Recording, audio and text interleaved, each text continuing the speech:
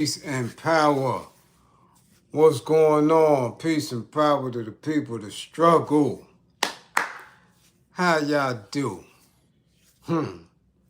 I thank the universal truth and the absolute laws of nature for guiding me, protecting me, and giving me the strength to endure the imperfect. I shall attack with vigor, making progressive moves. A divine mind knows, a divine mind shows. All things work in divine order. All things work in divine order. All things work in divine order. Peace and power to the people of the struggle. As you come on in, know that this is a safe space. Know that this is a space for learning and getting learned up. Know that this is a space for educating and being educated. Know that this is a space for conversation, comments and concerns, questions and answers, a space for dialogue, a space of intelligence, of integrity, a space of knowledge, wisdom, understanding, love, hella right, masters, queens, a space for liberators. This is your space, a space of love, a space where we are working on a united path towards what? True liberation. As my classroom assistants come on in, please keep all contact information in the chat for the duration and throughout the class. Please keep all funding information. Hashtags, green screens, apps with cash, pals that pay, unions that are Western, grams with money. God damn it, red cups, blue cups, squeegee man pockets. Damn it, Santa Claus, jingle bells, the collection plate, Rev. God damn it, Reverend. Can we get some money for the Hummer Fund? Man, goddamn, please keep all contact information in the chat. There's a war going on outside. Fund the war effort. If you or anybody you know is in need of anger management, please book an assessment. Don't wait until it's too late. Don't wait until you catch a case for somebody bothering you. Don't wait until a PTA says, listen, you cannot no longer come to the meetings. Don't wait until you're cuffed up on a hot hood of a patrol car. Damn it, get yourself together. If you or anybody you know is in need of a domestic violence intervention, please book an assessment. Okay, stop sending each other outside tinted up. Stop sending each other outside looking like Tom and Jerry, Popeye and Bluto. Damn it, Laurel and Hardy, Curly and Groucho. Stop touching each other like that. Book an assessment. Stop embarrassing the kids. If you or anybody you know, okay, is in need of an intimate relationship abuse consultation and counseling, book an assessment. Learn the warning signs, the behaviors that should alarm you, characters and characteristics that should heighten your awareness. Man, people, places, events, conversations, past traumas, okay, that should have your alertness levels on 1,000. Remember, with this information, the life that you save could be your own. How you do? God damn it, how you do? I got so many DMs and messengers and what's going on, brother? Where you at? Brother, you coming on? Damn it, I'm on the road doing a spin trip. Yeah, you would have known that if you would have checked the war effort fund. Yeah, God diggity damn it. But I love the attention. I love the concern. I love that y'all here with me right now. What's going on? How we doing? I know all of y'all is fine because I checks in on you. I looks at your pages. I sees my timeline. I let it run. I be seeing your feet. I see what you're drinking. I see you. Yeah, I see you. Yeah, that's right. What's going on with you? Damn it, God damn it. Y'all gonna start listening to me. I done told y'all months ago. I done said it 50, 11 times. I done told y'all 4 years. Y'all think it's a crystal ball. Y'all think I'm lucky. But I keep telling you, go back to classes. Go back to classes 2, 3 years ago. Everything I've said, it came to fruition. God damn it, y'all gonna learn and listen to Bliz. All right? 4 years for the Puffster. I told y'all that.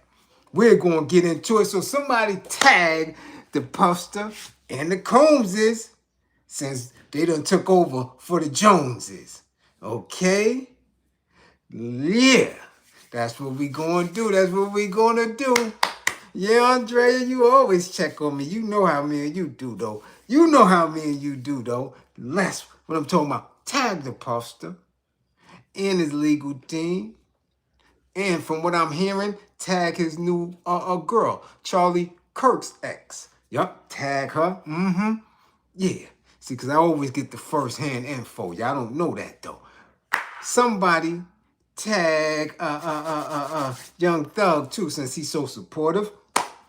Tag MAGA, y'all. Tag MAGA and tag the church in Philly. Tag them. Tag the WNBA. God damn it, tag them. I love them girls. Tag them, tell them to come to class. Tag Charleston, South Carolina. What's up with the Geechees? Yeah, y'all got a judge who like looking at kitty cheeks. Tag Charleston. Who else we got? Oh, we got a lot tonight. Yeah, so get your screen recording in. Kick your little funky feet up. Get your little sippy sips. Yeah, you see, get your little teas and and burn your little sages, whatever the hell y'all like to do. Get your little wine, whatever y'all got. Oh yeah. Who else we got to tag? Oh, Stinky Suki. Tag Suki and Glorilla, cause y'all act like y'all forgot. Tag them too. What else we got? Oh, the Brooklyn Goons. Tag them. Yeah. Nah, don't cry now, damn it. And while y'all at it, tag yourselves. God damn it, tag yourselves. Yes. Get your classmates. Tag them, tell them to put down the trees and the wines. We getting started. God damn it, who's in class? Marshy first in class. God damn it, boy, I knew it. Ooh, she got a thing for the kid. God damn it, the makeup artist extraordinaire. Mrs. Reels is in here too. God damn it, we see you eat blended. 1, 2, 3. We see y'all. What's going on? TC, what up? Love Over Money TV, what up? Oh, yeah, 55 already, god damn it. First 55 of the night. Love Over Money. Get them, y'all, god damn it. Write it down. Mr. Strictly Game, what up? LA's in the building. Peace and power. Terrell Williams, that's what I'm talking about. Yeah, right here. That's what I'm talking about. My dude, Sean Jenkins, what up? Gene and Leanne, KMU. First responders, Canada's in the building. That's the lifesaver, y'all. What up, Gene? Tierra the Youngin is in the spot. South Jersey, what up? Andrea Jones. Yeah, Hakim. Peace, what up? Let's go, Stephen Gill, yeah. Official Biz, what's going on? Merge, what up, Merge? We see you, Big Colorado. Yeah, Mike Nice, CR Profit Getters. Man, what up, man? Flatbush in the spotty spot. Mark Hines, we see you. Kim Williams, what up? PJ, 55 for PJ Allen, 55. God damn, yeah. Abdullah Gray, what up? Angel, we see you. Hood Center, highlights. MC Scott is in the building. Okay. Beat 55, Beat 55. Yeah. What? What's going on? Hold on. Ask Productions. What up, Ask? We see you. Hey, Boogie 55. Hey, Boogie 55. Yeah, they in here tonight. We got the Grustler, Global Hustler, Cool, the bag of bones in the building from Zurich, Switzerland with the new burger, y'all. Damn it, we ain't out there. We can't get none of that burger. But damn it, you could get his music. Underground star, MC extraordinaire. Go ahead, Cool. We see you. We see you. Let's go. Charles Wilson, what up? We see you. Heart Tunes TVC Blaze, my sniper. What up? Yeah. Who else? Who else is up in here? God damn it, GB, what up? We see you. Yes. We see you. What up, Grustler? We see you, Corey Grant. What up? Big Grant. What up? Yeah. Who that? Nah, Pele. 55. 55, Pele. I don't want to hear that. Trife Mac, what up? What up? Damn, South Dakota. Ooh-wee. South Dakota is special though, yo. South Dakota's real special. You know why? Because that was the study ground for domestic violence. Y'all don't know that. They used what we know as indigenous people and what people are calling the Native Americans as, right? All over this, South Dakota, North Dakota, okay, Minnesota, yeah. Little something for y'all. Tracks Packs TV, Dust Fro, what up? Angel, what up? We see you. Bernie, what up, Bernie? Hood Mayor in New York, what up? Elusive Views, we see you. Ooh, Daryl, we see. Boy, y'all in here deep tonight. God damn it, y'all gonna sit tight? 3 minutes. 3 minutes to goddamn 8 o'clock. 12 minutes in. Shit, y'all might as well buckle up. We up in this motherfucker until about 11:35. Let me get my tea. Ooh-wee. Let me get my tea in. Yeah, I told y'all. Dust Fro, much appreciation for the Wolf Effort funding. I told y'all 4 years. Nobody else was able to call that. Nobody else attempted to call that. However, in my travels, because, I had to go see my boy. Yeah, my boy turned 32. So I had to make a quick trip. Okay, because we don't do that. Nah, we celebrate. So all that, you being 6 states away, we had to go run up on them. So I was on the road, but I kept my eye on the sentencing. Because I wanted to make sure that I was right and exact by 4 years, like I told y'all. But I seen all the fake-ass podcasters, all the fake-ass Harlem Nights, all the fake-ass Brooklyn Nights, all the fake-ass influencers, everybody greedy for the bullshit story so they can make their pages go crazy off the narrative and not being a thinker, not being an initiator. Like I told y'all, 4 years. I told y'all the Puffs are gonna be home by Easter. But I'm gonna have to back Easter up a little bit. And I'm gonna tell y'all the reason why. We're gonna break it down. You understand? Because I'm shit. Wouldn't surprise me if they would have gave him time served. But he ran his mouth, he played himself, and in all reality, the court system gotta get paid. Okay? The court system has to get paid. And now, since I've been telling y'all from the beginning that Diddy wasn't doing no life, what did I say? Do y'all remember what I said? I told y'all from the beginning, they never touched that money. They never touched that bread. And when they didn't touch that money, I informed y'all, I educated y'all on the fact that he not gonna get no real time. Because they kept his money in pocket. Why? Because he's an earner. And they're gonna figure out a play for him. So all that, this black man shouldn't have been supporting him, that black woman shouldn't have been supporting him, he got the freak off, he had the baby oils and all this other weirdness. It doesn't mean anything because that's all opinion. Okay?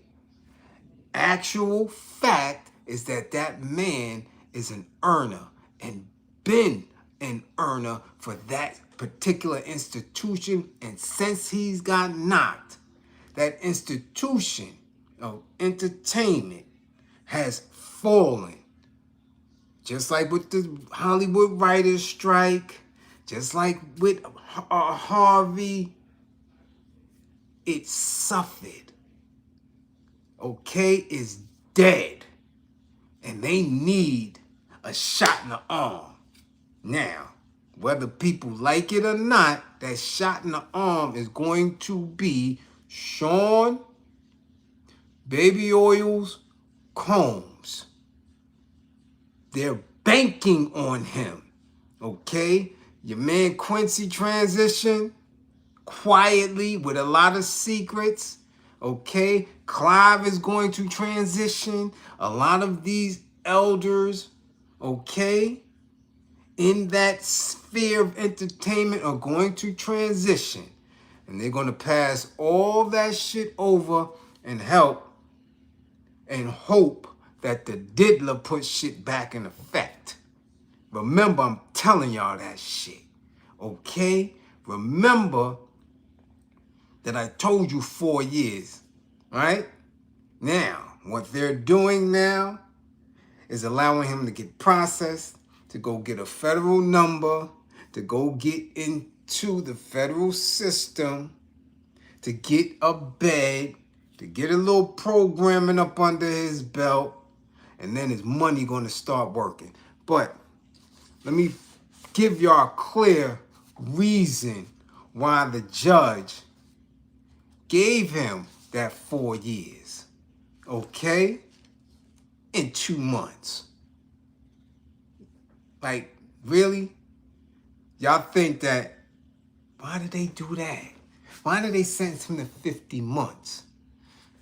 Everything is about bread and projections, right? Because, you know, yearly, all either prisons or correctional facilities or county jails have a population. And that population is what taxpayers, okay, you hear me, taxpayers are billed to house these individuals. So it's just like Wall Street. Matter of fact, it is the premier stock of Wall Street. Projections. Quarters. Okay? So again, they had to make it make sense. The man already got 13 months in, which is an odd number. Okay? 50 months. The way it breaks down with 85%, y'all do the math, but I'm saying there's a specific reason. See? This right here's a table. The sentencing table. Criminal history categories and all that. These are months. These are breakdowns. So you got category 1, 2, 3, 4, 5, and 6. Within certain guidelines, there's a number of months based on your crime. Okay? Not only based on the crime, but based on the conviction and what the judge has available in front of him. All right? So no, he wasn't going to get the max.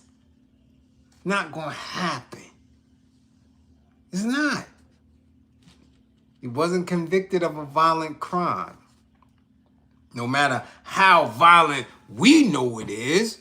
I mean, shit, somebody slapping and lathering you up with baby oils at a freak off, and you may not want to be a participant.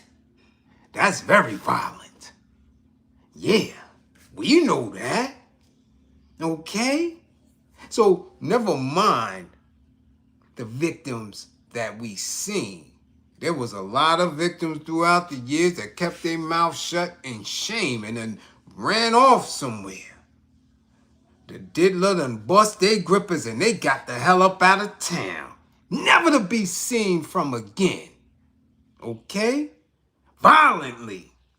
But the judge don't know that. Okay?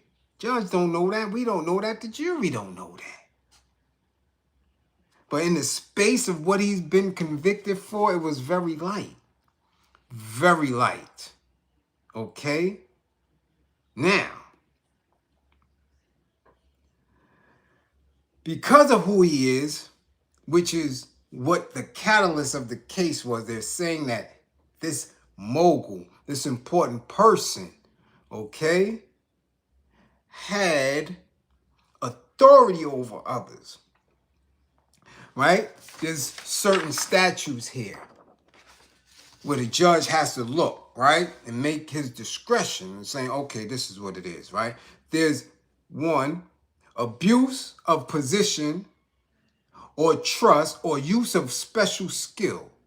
Now, of course, regardless of we think the entertainment industry and artistry is a skill set. The business of running it is a skill set.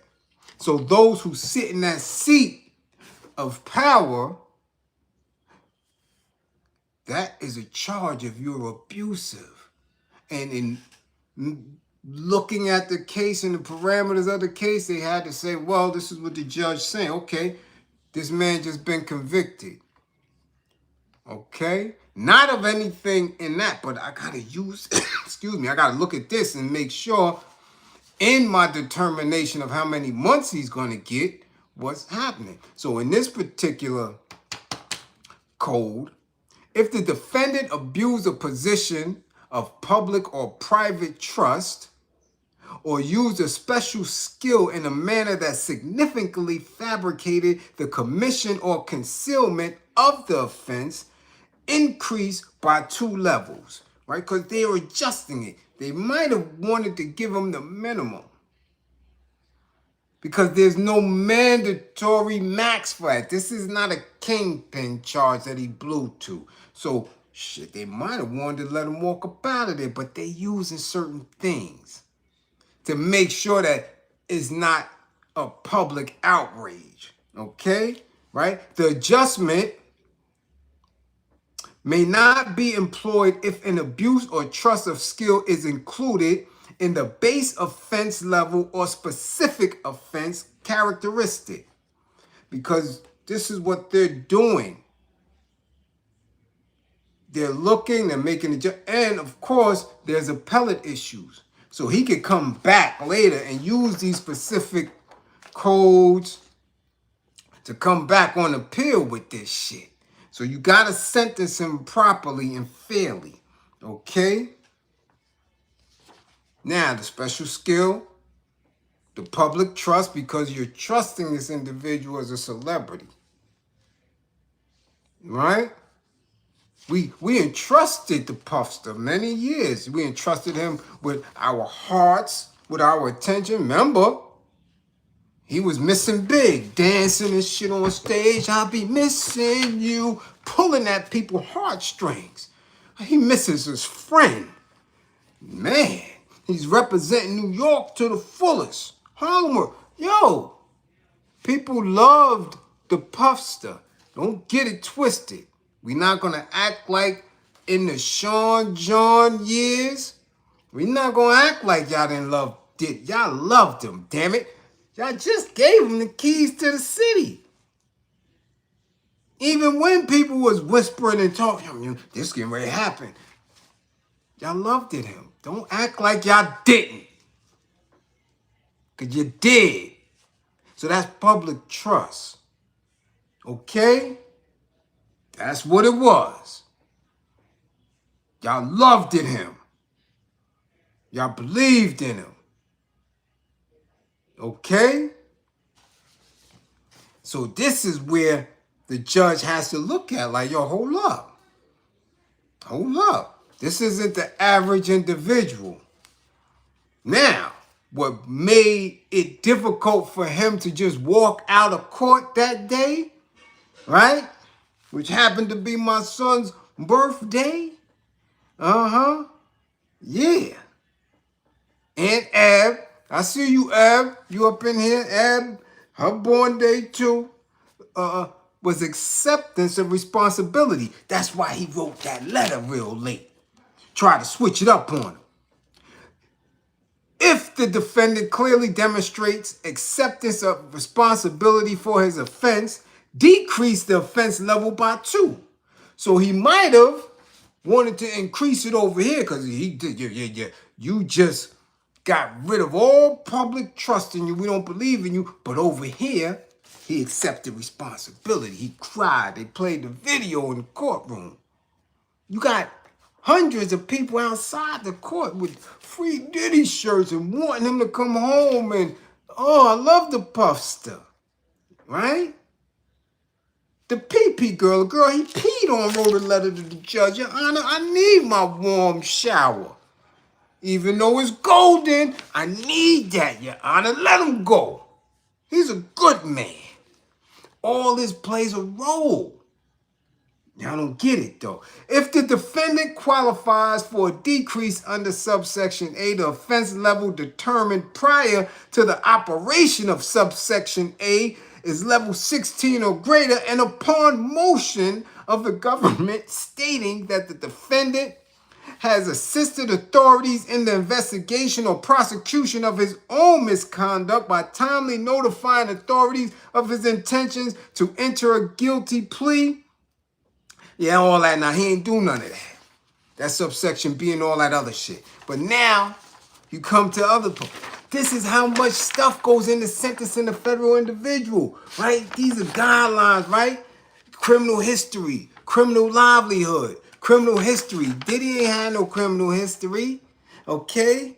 Career offenders and criminal livelihood, adjustment for certain 0-point offenders and all the determining,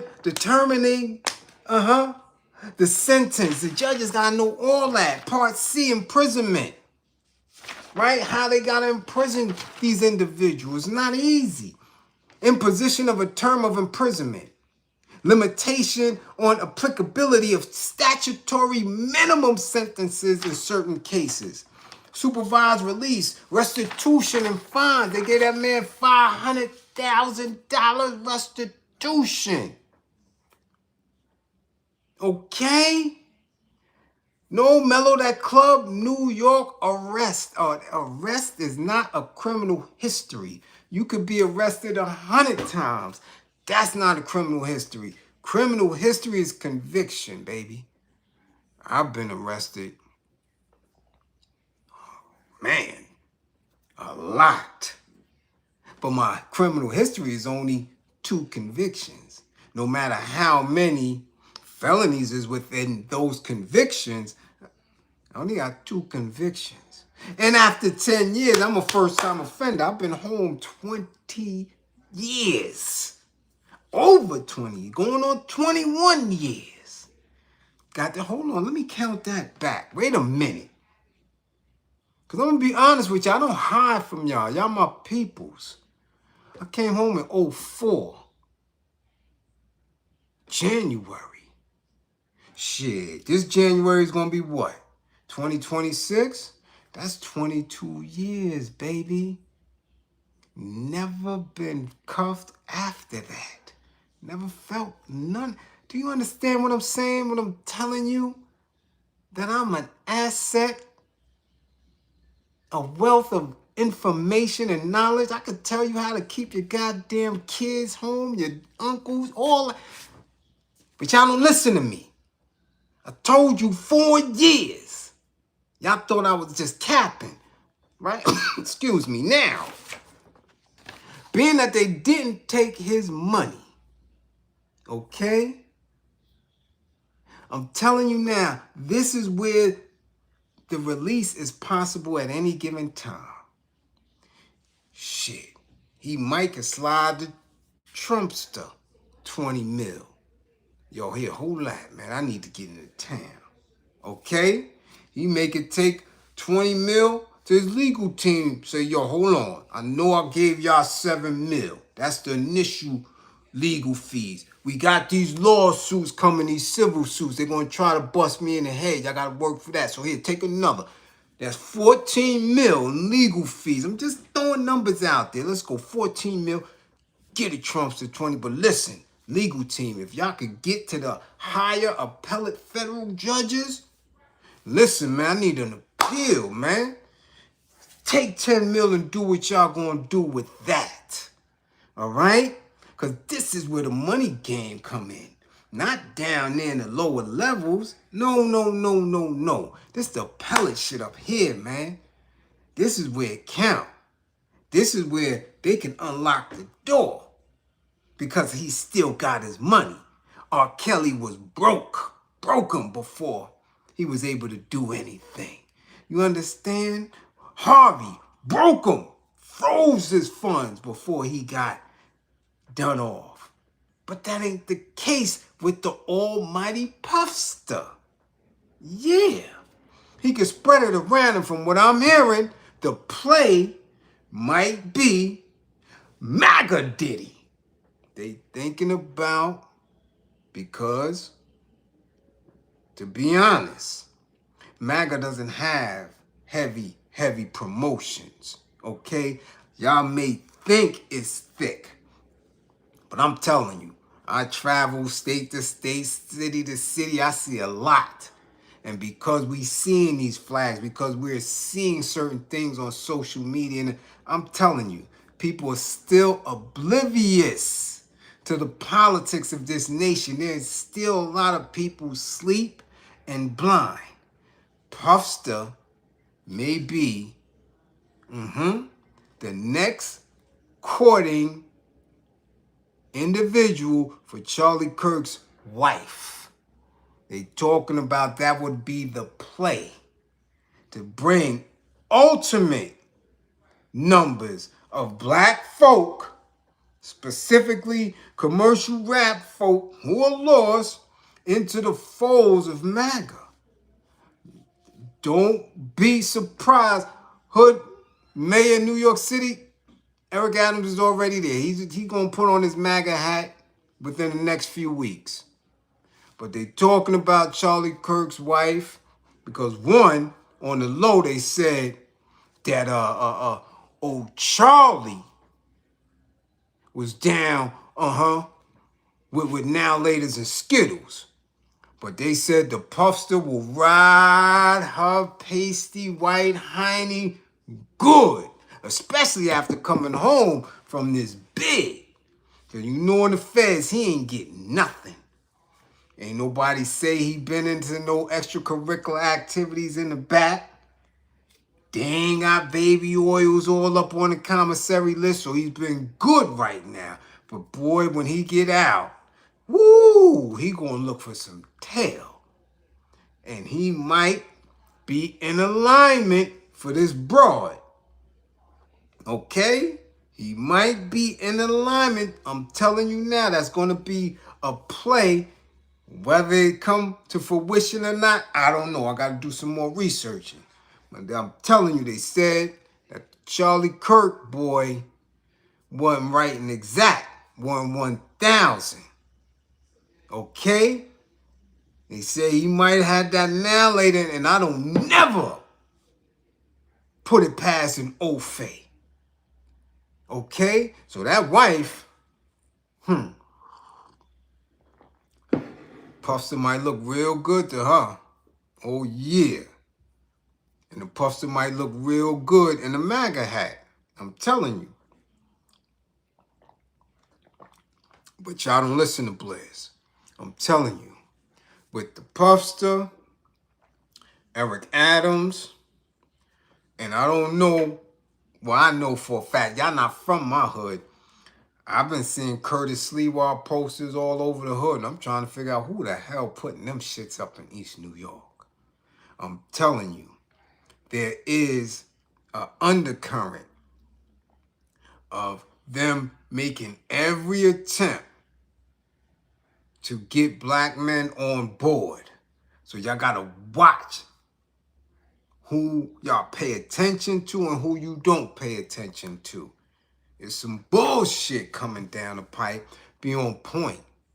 Listen and then watch. I keep telling y'all, watch what people do. Watch their actions. Damn what they got coming out of their mouth. Okay? Understand what I'm telling you. So, oh, you think so? Y'all don't believe me? Hold on now. That little old fake boy, what's his name? Aiden Ross? Which way he go? Which way he go? Is he leaning towards the bankers, or is he leaning towards MAGA? Is he leaning? If you know, hit me right now. It's 211 of y'all in here. Who? I know one of y'all know who Aiden Ross is. Majority of y'all may not, but that's that little old fake boy who happens to have so many of these commercial rappers around him. Is he MAGA or not? He rock with the bankers. That's what I thought, right, Mark? But the bankers are MAGA. Don't let them fool you, okay? That's why you got all of these old fake men doing these things that they seem like they anti-MAGA, anti-white supremacy, but they not. They trying to keep the bankers up out of it. You understand what I'm saying? They doing a lot. All right? Okay? They're doing a lot. And, come on, they gave you the sign.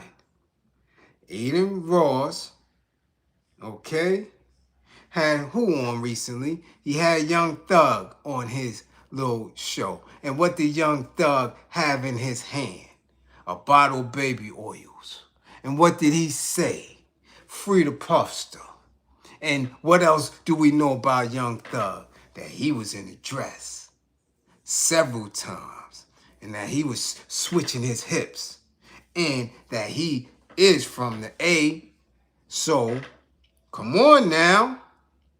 Put it together. If he's saying free puffster and got baby oil and he's sitting there with a little old fake boy and this shit is viral, it only makes sense that the puffster going. There's no other place for the puffster to be. He not rocking with Jay. Jay ain't messing with him. He can't mess with Nas. Nas is over there with the Asians now, getting plenty money. Yeah. So where else could the puffster go? He can't be independent. He damn sure can't come back to nigga nation. Nah, that don't work. That don't work. Black folks scared of you. Black folk don't want nobody around them that's talking about, yo, what's up? I got them baby oils. Man, black people ain't man. Come on. The gig is up. He cannot sit in a black space no more. Nobody is sitting around him. Nobody's trusting no drinks around him. Nobody want nothing to do with the puff. So he can't come around the black folk. He can't be in the conscious community. So where's he going? He going to have to go MAGA. Because they enjoy that type of stuff. You think I'm playing? Watching the next few aims, what we get to when we speaking about judges and this type of behavior. So he got to go over there. But how are they going to introduce him? What's going to be the rollout? Right? They already know musically he could do his thing. But where's he going to fit? He can't mess with Ye. He can't go nowhere. So he got to create this new lane. The new lane, I'm telling you, for him. He going to be the youth mentor for MAGA. Nope. Dame is done. Before Diddy touched the town, Dame is going to be in the urgent care. I'm telling y'all right now. He's showing significant signs of a mental breakdown. Trust me. Trust me. Dame is on the way to Danny Hathaway type shit. And I'm not talking about the completeness and the whatever happened to the old Don. I'm talking about, they told y'all Donnie had mental issues, severe mental issues. The industry and Grippergate grabbed a hold of Donny Hathaway. He couldn't deal. Dame is about to have a mental breakdown. Guarantee. Y'all playing with that shit. I don't play with it. I'm telling you, he got signs of it. You can see the mental illness on him. Now, his family can play with him if they want to. But I'm telling you, y'all need to put him away somewhere. Get him off of the camera. Sit his ass down. Because he's displaying it. It's not rational. He's not rational at all. The shit he's saying is out of this world fool. So, he ain't going, nah. Nope, no other place for Diddy to go but to MAGA. And trust me, I'm telling y'all, Charlie Kirk X is waiting for him. And if, I'm telling you, if there's reports of her going to visit him, y'all going to know what I'm talking about.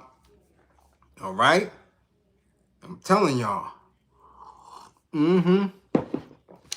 Okay, so I've been told y'all that. I said it. I told y'all he was going to get 4 years.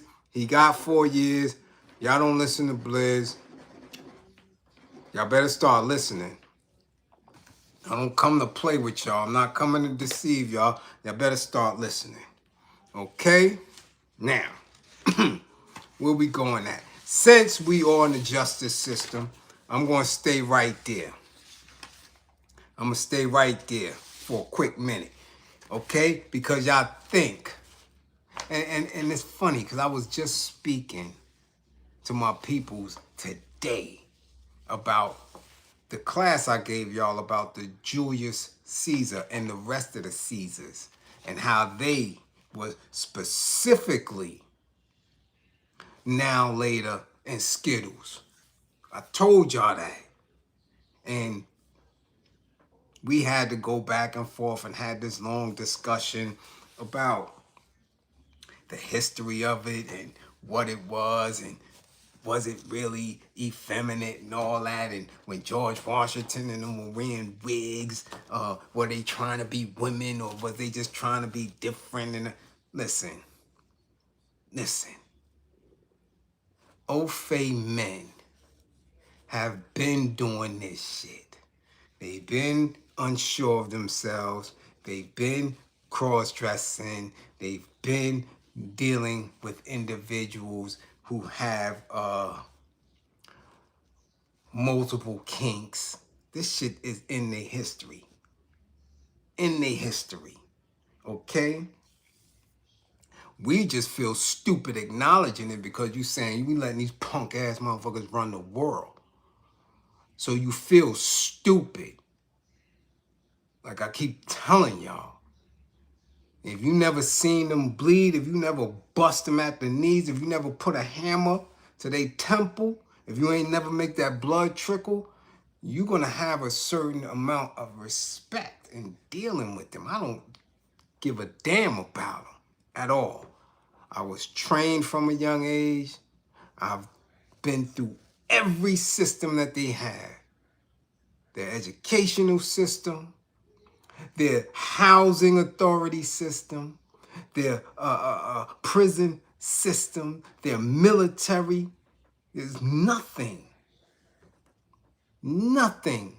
I don't know about these stank-ass, effeminate-ass white men. Okay? All right? Now, I keep telling you, until you see the blood trickle, you're going to be apprehensive about your own power. Because you could beat up everybody in the hood. You could be Debo, damn it, excuse me, you can be whoever. All of the neighborhood bullies from all around the country. You could be, what's big stupid name? Help me out here. Where we at? Strictly Game. What y'all call? Oh, Big Useless. You could be any of the bullies in the hood. But until you bully them old fays, you ain't shit. I'm an old fay bully. They don't get nothing at all around me. Nothing. Okay? So when we're dealing with the justice system, and we're dealing with Diddy, and we're dealing with judges, and we're dealing with drop the flag challenges, and we're dealing with court systems and judicial systems and legal systems and black men and getting better and getting stronger and figuring this shit out. You have to have a concept in your mind where you say,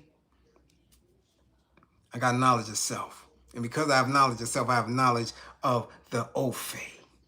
Because I have knowledge of the Ophe, I don't respect him. Justice, I got to give him a penalty for his acts and deeds. I got to view him as such. But when we consistently have these people in a space, because we are criminal and not liberators, not revolutionaries, we lose. So these dudes sit on benches and judge us, right? Diddy, the puffster, who was a bully in the industry. Listen.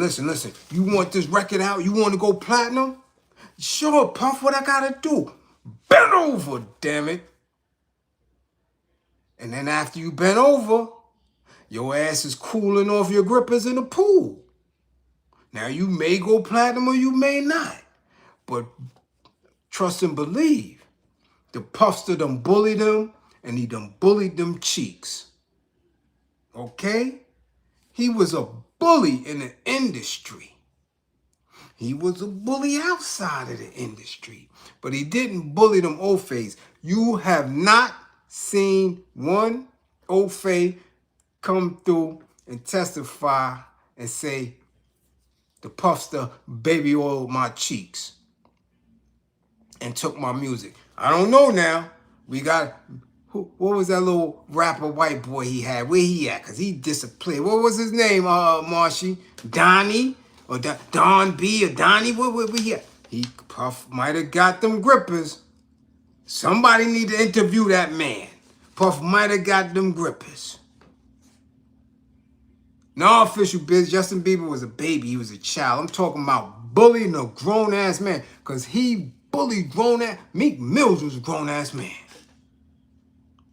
Them escorts that Diddy had was grown-ass men. He ain't get an Ophe and do that. So now Ophe is passing judgment on him. Machine Gun Kelly, he was young when Diddy had him. I see you, Kendall. I see what you're saying. I see where you're going. And he definitely got Machine Gun Kelly grippers. That's absolutely factual.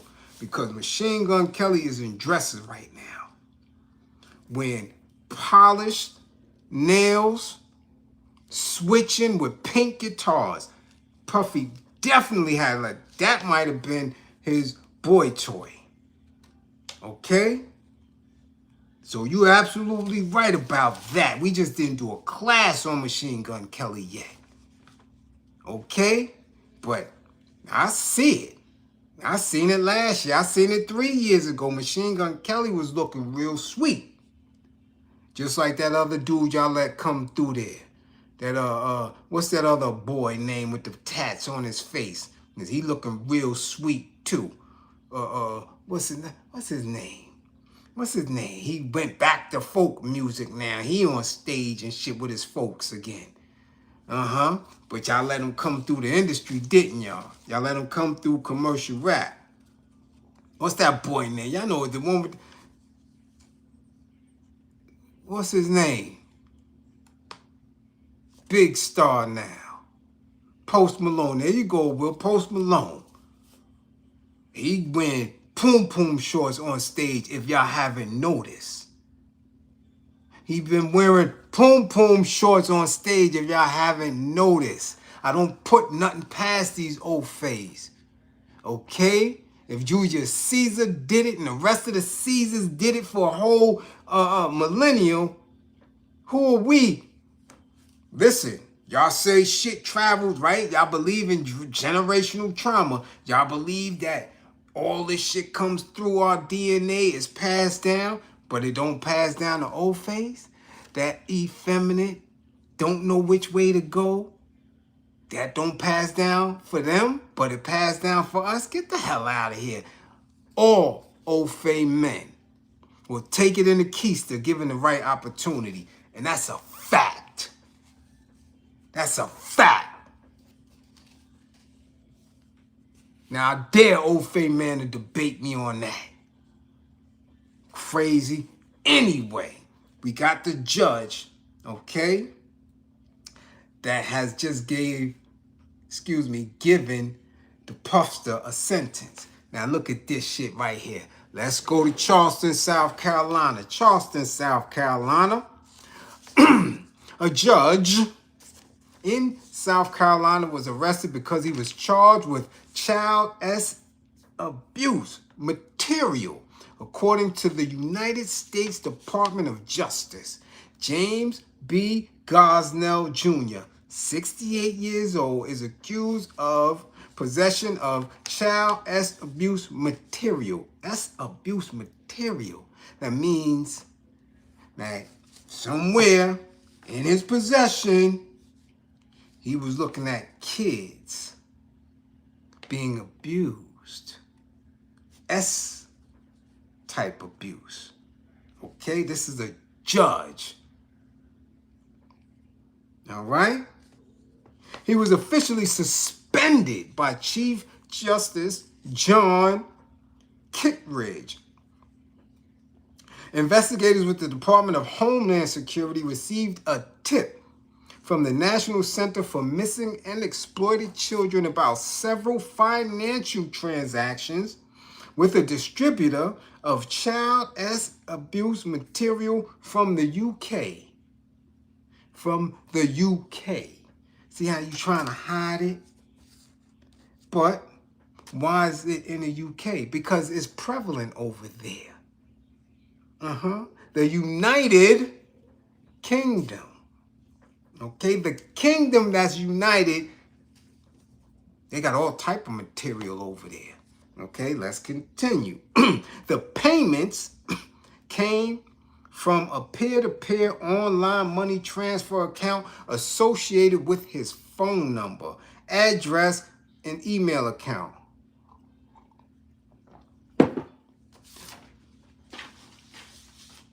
Why is this important, Bliz? Why are you telling us about this Ofe judge, Bliz? Give me a second. Gosnell's attorney said federal authorities executed a search warrant at Gosnell's home and arrested him after the search was complete. They found a flash drive containing numerous videos and images depicting child SA, which include videos and images of minors, infants, and toddlers engaged in explicit conduct. Now, this is a judge. This is a judge. These people hand down sentences. These people determine who goes home. These people determine whether or not a jury's conviction is going to be upheld or they toss it out. This is a judge, right? They should be of the highest order of the Ofe law because Ofe law keeps us oppressed. But y'all don't listen to Bliz when I tell you that they are weak, that they are wicked, and they don't have power or authority over us unless we relinquish that power or authority. And most of the power and authority that they have is right here. Because you look at them and you love them. You loved Archie Bunker. You loved Richie Cunningham and Potsy. You loved the Fawns, right? Y'all loved these people. They fostered. You loved old Pa, Laura Ingalls' dad, as he almost got ate by the bear. And you're wondering, where Pa at? And he almost got lost in a damn blizzard. Y'all loved them. Ben Cartwright and Bonanza and all this other whack shit that John Wayne. Okay? But this is how they move. And these are the same people that your black politicians, the Hakeem Jeffries, sit arm in arm with. Right? Jesse Jackson sat arm in arm with, right? Obama and them. We all together. These freakish individuals that got kitty stuff on their phones, on their drives. Let's continue. Documents state specifically that he found Gosnell's continued service as a magistrate in Charleston County possesses a substantial threat of serious harm to the public and the administration of justice. Now, this is the old fade. They getting rid of him. Okay? It's stated the suspension was based on credible information provided by the court. Now listen, why is this so important, Bliz? Why are you talking about this in class? Why is this? Gosnell was reprimanded by the state Supreme Court in 2005 for telling a black defendant in 2003, there are 4 kinds of people in this world. Black people, white people, rednecks, and niggers. But he didn't say the RUS. He said the ER. That's what he told a black defendant. And they reprimanded him for it. Now hold on.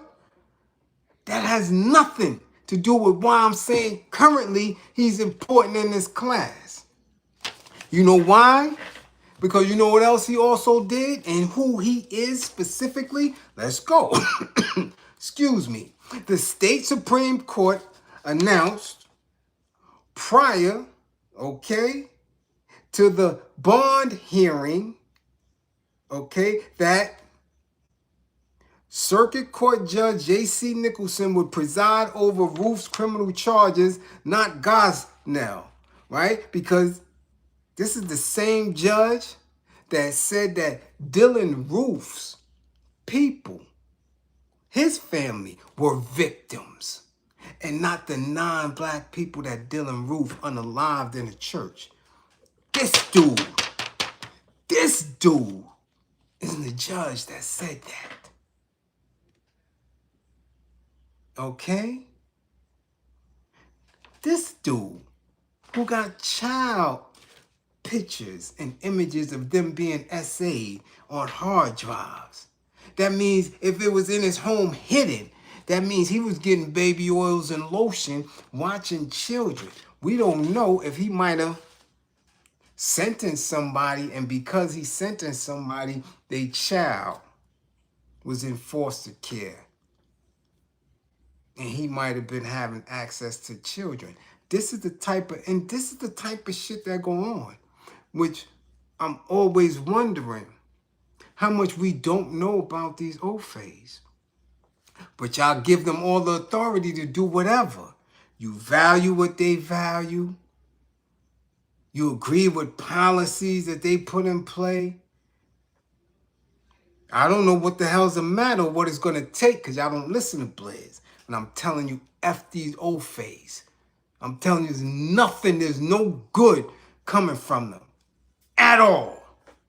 None. They shouldn't be in your recording studios. They shouldn't be getting podcasts and y'all giving them y'all stories and y'all information and interviews. Nothing. We're in a space now where they don't even come to you no more. They look at black life and they look at black stories and they create their own shit and sit there and don't even acknowledge you. Take your image, take your story, and they make content. And of course, they content going to have their people supportive because y'all don't support us. You don't support each other.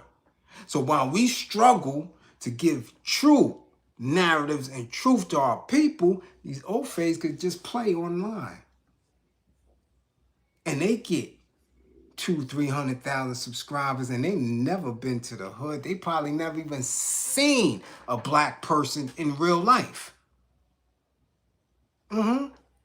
Never. Just like Charlie Kirk. Come from out of nowhere. Boom. And instantly could say black people ain't shit. And his people rally behind him and support him. But when I'm saying OFAs ain't shit, I got to struggle. But yet these judges who are freakish, who are direct descendants of the Caesars, direct descendants of the royal family, and doing all type of wild, despicable shit, y'all still bow down to them. And I don't get it. I will never get it. There's not that much conditioning in the world to keep black folk on their knees. Okay? This is where we at with it. This is where we at with it. That I keep telling y'all, if you allow them to believe that they could do stuff to you, they're going to do it. Didn't I tell y'all that? I told y'all that, didn't I? I said if you allow them, anybody, to believe that they could do something to you, they're going to do it, right? Okay, Philly. Y'all in the building? Hold on, let me mark this off now, because y'all think I'll be going off the top of my head. Judge likes kitty grippers. I put that already down. I said that. Judge in Charleston, South Carolina, likes kitty grippers. They had to take him off the bench because in his crib, he got zip drives and files of a whole bunch of little infants and toddlers being essayed. Okay? So the judge liked kitty grippers. Nicole Simmons, much appreciation for funding the war effort. This is the same Ofe who is racist. He said that the victims of Dylan Roof are not the non-black people family, but his own family is being victimized by the court system by keeping his good white boy away from his family. Now we see why the judge said that. Because he a Pedialyte. He's a Pedialyte. Like 99.9% of these old fays. But y'all like them. Y'all love when they gentrify neighborhood. Y'all talk ridiculous. Yeah, because you know blacks don't be doing nothing to keep their neighborhood clean. When the white folk come in here, it's a little bit better. Stupid asses. I just seen a damn rat the size of a squirrel at about 11:30 in the morning on Flatbush Avenue, crossing the street, running. That shit wasn't happening when it was all black. No. But now that Old Face got bagel shops out there, coffee shops out there, they little pasty ass dogs running around out there. Yeah, now you see rats running early in the morning. Early in the morning. Flatbush and Martins and all that. We didn't have none of that shit. Okay? But keep believing in them. Keep it up. Keep it up. Now, I told you, when people believe they can do shit to you, they're going to do it. So we got to go to Philly. And Philly, we done cried for you on this class and in this class. We done hugged you. We done embraced you in this class. I don't have to tell y'all how deep Philly is in this class here. But I keep telling y'all, Philly, get to them youngins. I keep telling y'all stop being scared of them youngins and spank their ass mentally and physically and get them back up under y'all wing because y'all need them. Didn't I tell y'all that? I don't know how many times I told Philly to get on their job and embrace them youngins because they putting in too much work on themselves. So now look what happened. A young Republican activist was blocked from a church in Philly by woke activists who formed a human wall to keep him out, according to video footage. A young Republican who's making an attempt to be the next Charlie Kirk. How dare he try to go into a church of black folk? Listen, because he could believe he can do it. Why? Because 85 to 90% of black men that's around a black church or a church period wearing funny ass shoes, stupid ass slacks and dashikis, and always on some love and peace bullshit. So old face is gonna run up on y'all. Okay? Now, let's continue. I'm gonna just call him Frank. I don't even want to give his punk ass no props. Frank, 22, founder of Surge Philly, shared footage showing a group of activists barring his entry to a town hall with woke Philadelphia District Attorney Larry Kransner last Thursday night at the historic Mother Bethel African Methodist Episcopal Church in Society Hill. Do you hear the name of this establishment? Mother Bethel African Methodist Episcopal Church. And old fave Republican activist tried to go in there. Philly. I don't know what's the matter. Y'all don't see this? Y'all not hearing this? That he should, with all, ain't nobody, y'all don't have, this is what I'm talking about. Y'all collect massive funds, collection plates and all that. And y'all don't have none of them young dudes with they shiesty mask at the door. But y'all do enough for the community. Y'all think y'all do for the community. I'm just putting it out there. I'm putting it out there.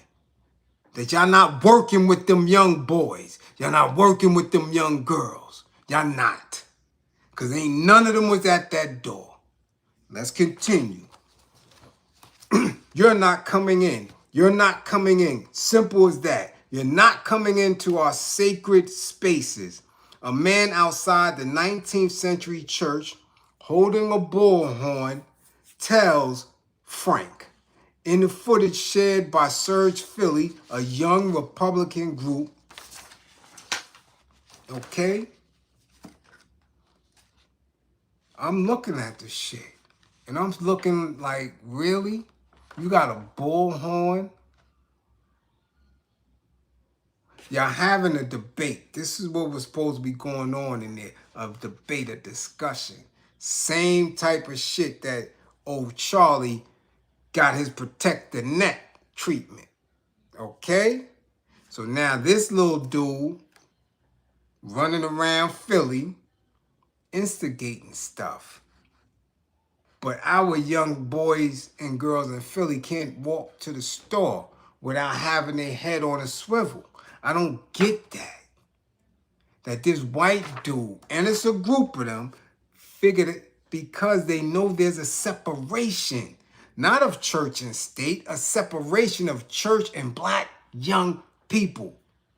Or black people who are young that they believe are worthless. That they don't have an expectation of black youth being great. So they dismiss them, push them to the side, and only concentrate on people who want to sit down and listen to the bullshit that's coming from the pulpit. So now white folk is coming through and disrespecting your sacred space. And they had a little old fade white cop with him. Don't know his role. But he had police, Philly police on his helmet. And the black people in the church had police as well. So I'm trying to figure, well, what the fuck is going on here?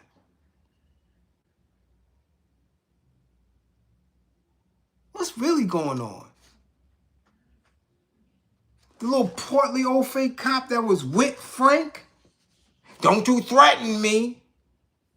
To the woke people. And I'm like, well, hold on. This is a little mixy here. So Frank said, this is the party of inclusivity. Talking about his own party, these Republican cats. And he said the woke people, these people are clowns. Call them clowns. You try to barge in and then had the nerve to call them clowns at their church. This is where they supposed to be getting their spirituality on. This is where they supposed to be getting their religion on. And y'all letting this shit happen. In the city. This ain't out in the country. This is in the city. Where kids in Philly got sticks, where they spinning, where they wearing masks. A white organization got the nerve in their chest to walk up on you because they know the church is pussy. It's just that simple. They ain't walk up in the hood. No. They go to establishments where black men don't have none of this. Not preaching nothing about knocking the old faith off. They not. They not. So this young dude, Frank, and his party, what's the name of this shit again? Surge? What is it? What's this shit called? Huh? Surge Philly? They not scared? They not scared? Okay. And he called y'all clowns. Now, to let you know that this is happening because he believes that he can do it, Frank disrupted a separate Krasner, the dude, the woke individual, this woke lawyer, town hall at a different church in Philly earlier in the week, accusing the this is the DA, a Democratic DA. He's accusing the DA of inflammatory rhetoric by calling President Trump's supporters fascists. So now, just like you can't say nothing about the Now Later and Skittle dudes, you can't say nothing about T-47 supporters. This is how they moving. Andrea, much appreciation. This is what it is. So now black folk, you can't say shit. This is where we at with it. You can't say nothing. Right? Just like they did Jimmy Kimmel. They're setting a space and a tone for you not to say nothing, for you not to be able to travel freely. They're putting you in an envelope of fear. And if you fall for it, if you sit there and be pussy, yo, the diddler ain't the only one that's going to be running through your grippers. Because Julius Caesar and all of the Caesars had field days. These are the direct descendants of Caesar. And if you allow them to put laws or policies and these strategies in place, and you not doing nothing and then not saying nothing, you just sitting there like a big ass punk. Because there's no way in hell why this dude, Frank, didn't go to the mosque. Why he ain't go to the masjid? Why he ain't go to a temple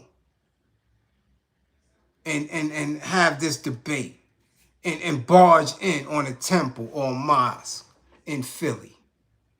No, he took his ass to the church. He's been following this DA to the church. Why isn't this Democratic DA, Krasner, in a space where he's in some type of alignment with the NOI or some type of Sunni Muslim establishment? Why he going to these churches and allowing this bullshit to take place? keep telling y'all to think, man. And don't be emotionally triggered by the bullshit y'all seeing on social media. Make it make sense. If he's that bold, why he not running up in churches? Why is he running up in churches and he's not running up in masjids?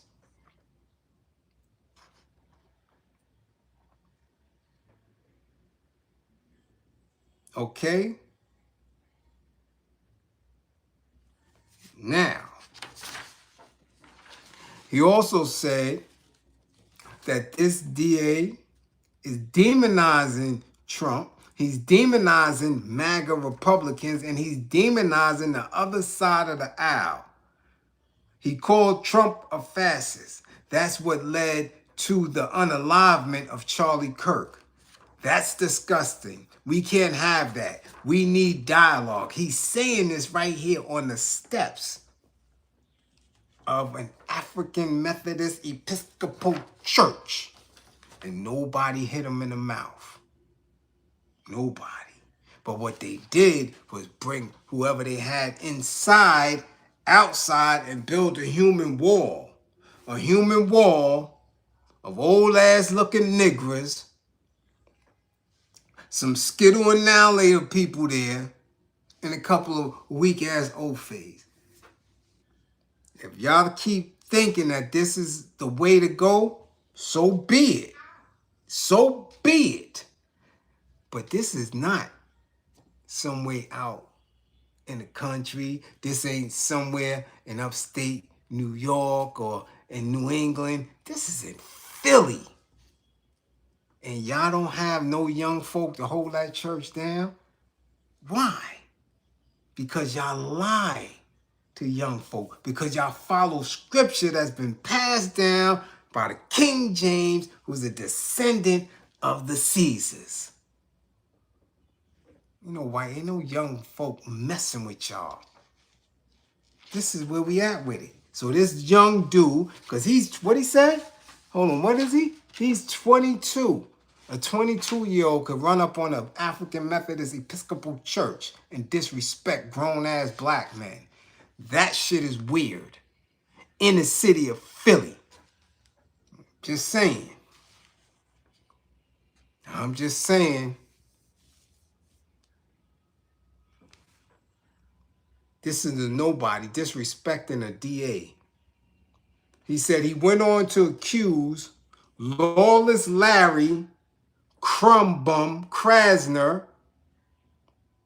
of only bringing up the National Guard to distract the people of this city from its failures. This is how they do. This is what's going to keep going on. Again, MAGA in Philly. Young ass boy trying to be the next Charlie, disrespecting black men at a church. Y'all better go get some of them young boys in them shiesty masks and start holding down your churches before it's too late. Give them little boys assignments. Pay them from that collection plate so they can stop doing the dumb shit that they doing in the streets. You know? But you can't do nothing with the church because they deacons and deaconesses, they want freak-offs too. Yeah, y'all do. Y'all want freak-offs. That's why all the church money goes right to the Ofe banks and establishments. Yeah, and politicians. So I don't get triggered when I see this shit online. I don't. I know what time it is. Okay? Yeah, Philly. Get y'all shit together. Get y'all shit together. Y'all better get beans off that damn food truck. Get Freeway away from goddamn Dummy Dame doing rock music and engage the youth. Go get Gilly and Wallow. Why they ain't at the damn church? Why they not beefing about it? Huh? What's going on? Gilly, Wallow, y'all going to the African Methodist Episcopal Church? Why y'all ain't looking for Frank to black his eye and tell him to stop playing? Because y'all bullshit. Everybody bullshit but the Ofe. And they gonna run right through y'all. I'm telling you. You dig? Let's go, Bliz. What's next? What we in? 80 minutes in? We ain't even touched shit yet. I told y'all, screen record and buckle up. We got a lot. Yeah, we got a lot more. Y'all thought I was bullshit? Nah, we got a lot more. Yeah. Yeah, wait till I get on y'all musty ass boxes too. Yeah. Yeah. If it don't fit, don't put your fat foot in it, ladies, because, yeah, we gonna get on that, too, today. Yeah. Y'all bullshitting. Yeah. Talking about Meg and Cardi and JT and all these little musty-ass, stink-ass broads in the industry. Y'all following. Okay. Where we at with it? Oh, yeah, Brooklyn Goon. Where's the Brooklyn Goon that was crying in court? No, don't cry now, nigga. Don't cry now. Yeah. See, I keep telling y'all, learn the law. Every black person, y'all, again, look at comedians and laugh and shit. Remember Dave Chappelle did that joke? Every black man or older black man know the law. Now you know he lying, right? Because every time, what he said, every time you get stopped or about to do something, the conscience kick in, right? Old black man say, nah, nigga, that's 10 to 15, right? I keep telling y'all, gangs are federal, but they let y'all rock. Y'all don't understand that shit. And I'm trying to figure this shit out. Like, y'all don't know this yet? This is basic shit. When you get involved in a gang, that's a federal offense already, off the rip. Claiming a flag, getting attacked, being associated off, that's a federal offense. Y'all, you don't understand that? Y'all don't know this shit by now? Huh? How many times have y'all seen the state pick up a case with gangs? State, leave that shit alone. Very few. It happens here and there, but when they come and get more than 4 or 5 of y'all, they coming to get 10 and 12 and feds are snatching that. So you already in a space. Just you coming outside, just you being around, that's federal. Now, everything else is an added charge. If y'all jump somebody, if y'all got hammers on y'all, if y'all rob somebody, all that shit. Y'all just, I told you, the average dude that's in the street, that's really out there, he walking around with 20 years on him at any given time and don't know it. See, the thing is, we knew it when we came up. We knew it.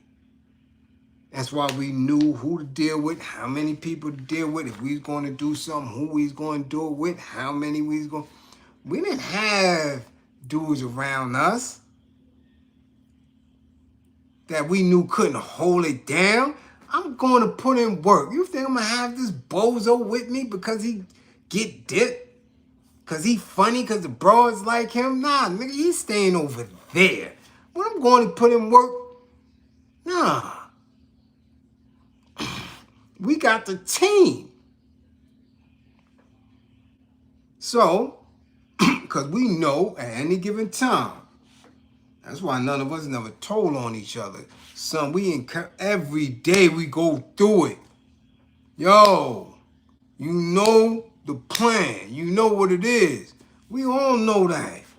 And when you put in specific work, a certain amount, son, you know what it is we ever get knocked. It is what it is. You got to hold that. Just that simple. So when they come and you get banged and you get, yo,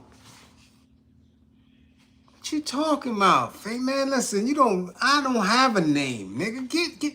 Listen, go get it from the fucking prince, man. You talking about? I don't have nothing to say. Nothing. And that's for real.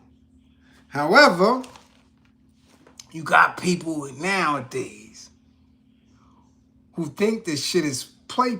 I don't know if you grew up on movies. I don't know if y'all grew up on them games. I don't know what the hell be going on in y'all mind that y'all believe that you not gonna get caught, or that if you get caught, somehow it ain't gonna be serious. Nah, nigga, it's always serious. So now, in the summer, end of the summer, a few weeks ago, we had a mass shooting in Brooklyn.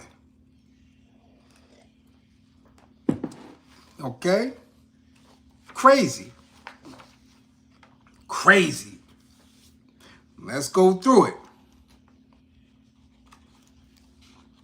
Let's go through. Because again, this shit is mind-boggling to me. Okay. A complaint. A complaint was unsealed today in federal court in Brooklyn charging Elijah Roy, also known as Ellie Spice or Swervo, with crimes related to the August 17, 2025 clapping at Taste of the City Lounge in Brooklyn, in which 3 individuals were unalive and an additional 10 were clapped and injured. Specifically, Roy is charged with assault in aid of racketeering and with being a felon in possession of ammunition. The defendant is an associate of the 5'9" Brims, a subset of the Blood Street gang operating in and around Brooklyn. Okay? Roy was arrested September 18th, about a month later, in North Carolina.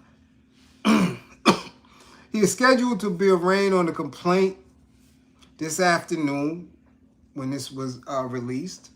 Okay? And Federal Bureau of Investigation, Jessica Tisch, the police commissioner, all these people are on this legal work. Okay? United States attorney, all this shit this is on the when your paperwork read like this,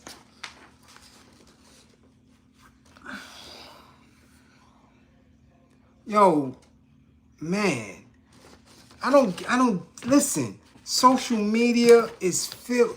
Do y'all think that Prince from Supreme Team, do y'all think that that's play? This man did 3 decades plus. Tut did 3 decades plus. Y'all think them numbers ain't real? Do you understand that the system will lose you? That shit is real, man. Dude's aged in jail. You know what it's like to lose? Nah, y'all don't. Look. The kid aged, yo. You see that? I didn't have none of that shit when I was on the street. I didn't have that. That's only a decade, yo. That's a decade. You understand? Listen, because I'm telling you, you got the dudes talking this drop your flag challenge. You got dudes talking about, no, don't drop it. You got dudes so engaged in this street shit. that is mind-boggling. And they acting like being in a cell is not real. That you might not never make it out for some dumb shit in the street. Dumb. No money involved. Nothing that's going to shift the dynamic of your entire generation. Nothing to be proud of. Nothing. Bullshit. But they swear by it. Niggas think they tough because they in it. Listen to what I'm saying, yo. I'm telling you this shit because you're going to have people who are going to be upset because I'm giving the truth. I'm telling you what it is. This shit is stupid, but you're going to have people that's, that's going to puff their chests up and act like I don't know what I'm talking about. And I'm telling you, I guarantee you for generations, ain't nobody put no more work in than I did. I don't never brag about it, but my eyes don't lie. I done stretched a lot. People for absolutely no fucking reason whatsoever. And I had to change, because I'm telling you they will lose you in that system for nothing. No matter how much bread I took, it will never replace that 10 years lost. I'm telling you, it's a fact. Whatever the fuck y'all doing in them streets, get out of it. It's not worth it. Now, the video, well, it was the video. The video that's now being released showed patrons scrambling for cover as bullets ricocheted across the packed club, with at least 40 claps fired from 5 different weapons. Among the clappers was Elijah Roy, a 25-year-old gang member who arrived at the club with several associates, according to this unsealed criminal complaint. Now, 25, and you know why that hit me? Because I was 26, 25, 26 when I went through. 25, 26 when I went through. Prime. That's prime years for a man. Prime years. Taking you out of here. Hey, Boogie, much appreciation for the super chat. Do you understand? 25. But hey, I knew whatever was going on, I wasn't getting life. I knew that for a fact. I wasn't part of no gang. I wasn't affiliated with nothing crazy. It was me on my accord. Me and my crimies. Now, this young man at 25, I don't know. I don't know who he was with. But I know the actions and the subsequent casualties after the actions, they thought it was okay to do it. Tough guy shit. Right? Rap music shit. Hip hop shit. Street shit. This is the life. This is what people sit and believe in. No matter what they may read, no matter what they may come across. Nah, I ain't with that shit. Y'all got to be here. Nah, we active. Yo, we get to it. I got to be right here. Now we going to do this. This is where they at with it. Okay? Eric Brown, much appreciation for the super chat. This is where they at with it.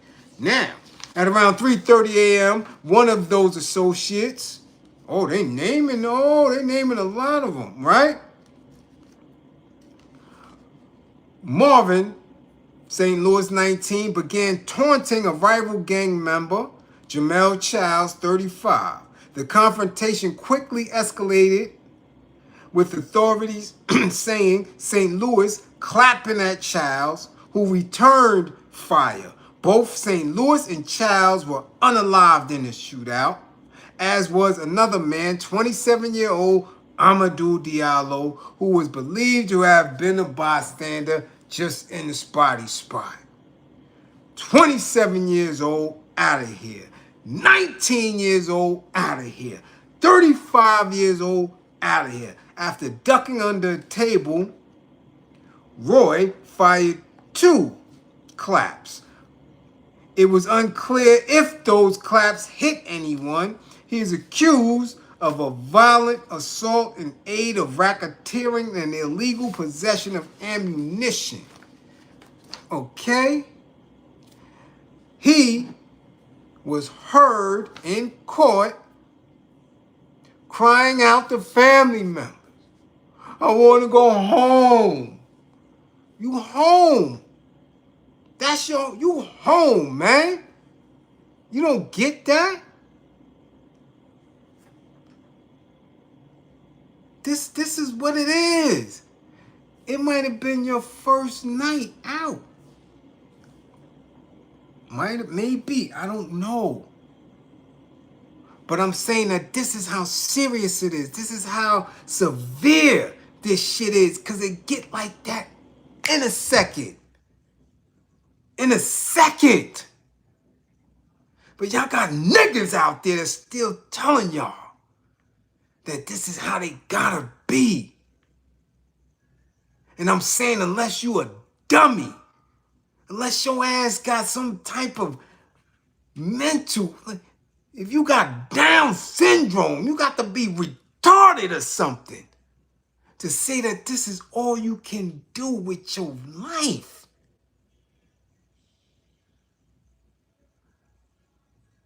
I don't have no pity for that shit.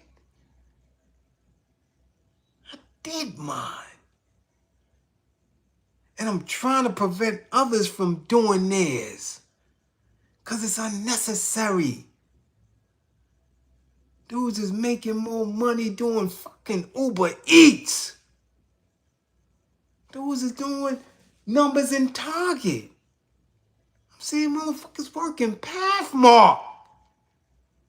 Going home and getting brained by 2 or 3 broads because they got a little $400-500 that they can trick off. And y'all niggas is in the street? What the fuck is the matter with y'all? Y'all have to want to be there. You got to. It makes 0 sense. You want that life. You want that jail shit. You want to be around stink-ass niggas that's trying to take your grippers or your life. You want that. You got to. You ain't that high. So you don't want to go home. You home. Baby, you home now. Get comfortable. That's part of this shit. Ain't nobody telling y'all nothing different, though. I'm the only one trying to get y'all to stop that dumb shit and giving you a plan of action to do it. I'm telling you how you gonna end up. And this ain't the time for it. This ain't the time for it. I'm telling you. Boy, this ain't the time to be in jail. This ain't the time to be in... Man, I never seen so many boxes running around a town that's just... You can smell it. There's so many lonely-ass boxes in the town. And y'all niggas is grouped up together, smoking and drinking, looking for somebody to shoot. Broads can't give this shit away. That's how many is out here. Think I got pity for a nigga going to go to jail, motherfucker. Get your ass out of here. Get out of here. Get out of here. Let's continue. The charges brought against Elijah Roy marks another step forward in Our mission to dismantle the violent street gangs that terrorize our communities with illegal firearms, stated NYPD Commissioner Tish.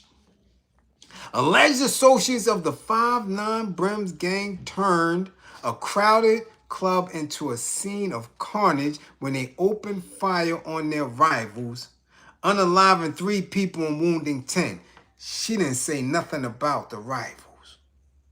She concentrating on this space here. So, listen, I don't know. I'm not into the politics of it. But just keep saying 5'9". That would have me. If I was in there, be moving very stealthily. Because somebody going to tell. This boy said he want to go home. Right? What's the acronym for snitch? Sorry, nigga, I'm trying to come home. He already said, I want to go home. So I don't know if he going to do it or some. This is what type of time they on. Y'all don't get it? Y'all don't get it? It's over? It's over. Seek a new purpose. Reorganize, get a doctrine, and manifest it. Because if not, this is the story. This is what she said now. I would like to thank our NYPD investigators, including the Gun Violence Suppression Division, who have carried out the most gang takedowns in the unit's history this year, and our partners at the U.S. Attorney's Office and the FBI for their hard work.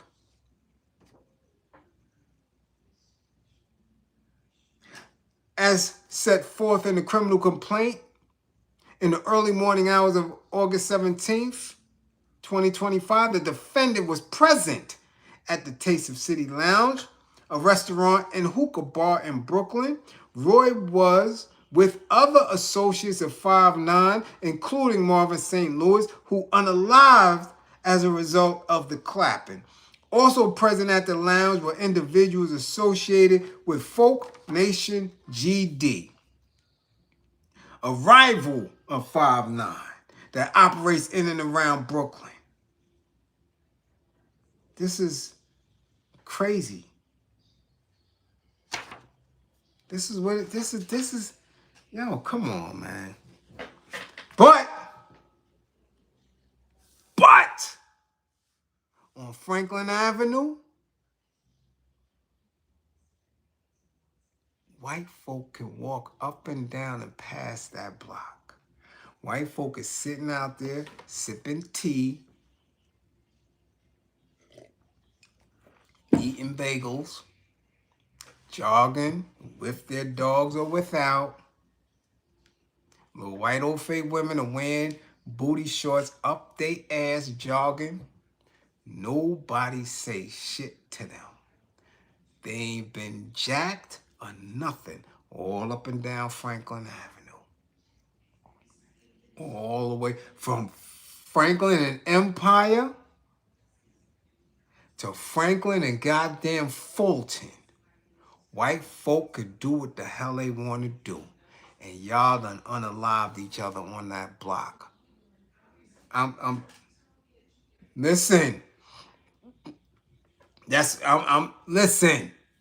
If I'm lying, tell me I'm lying. But I'm gonna tell you, I'm there every day.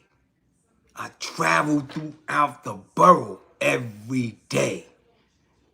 Early in the morning, in the afternoons, in the evenings, at night. And white folk do what the hell they want to do out there. Nobody say shit. But these men prey on each other. Do you get what I'm saying? Okay? So now y'all can stay in it.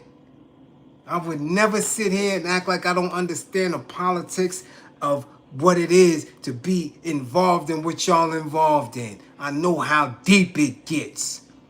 I know, but I'm telling you that at some point in time, everybody has to say, yo, rap, it's a rap, it's done, yo, I'm out. I'm out.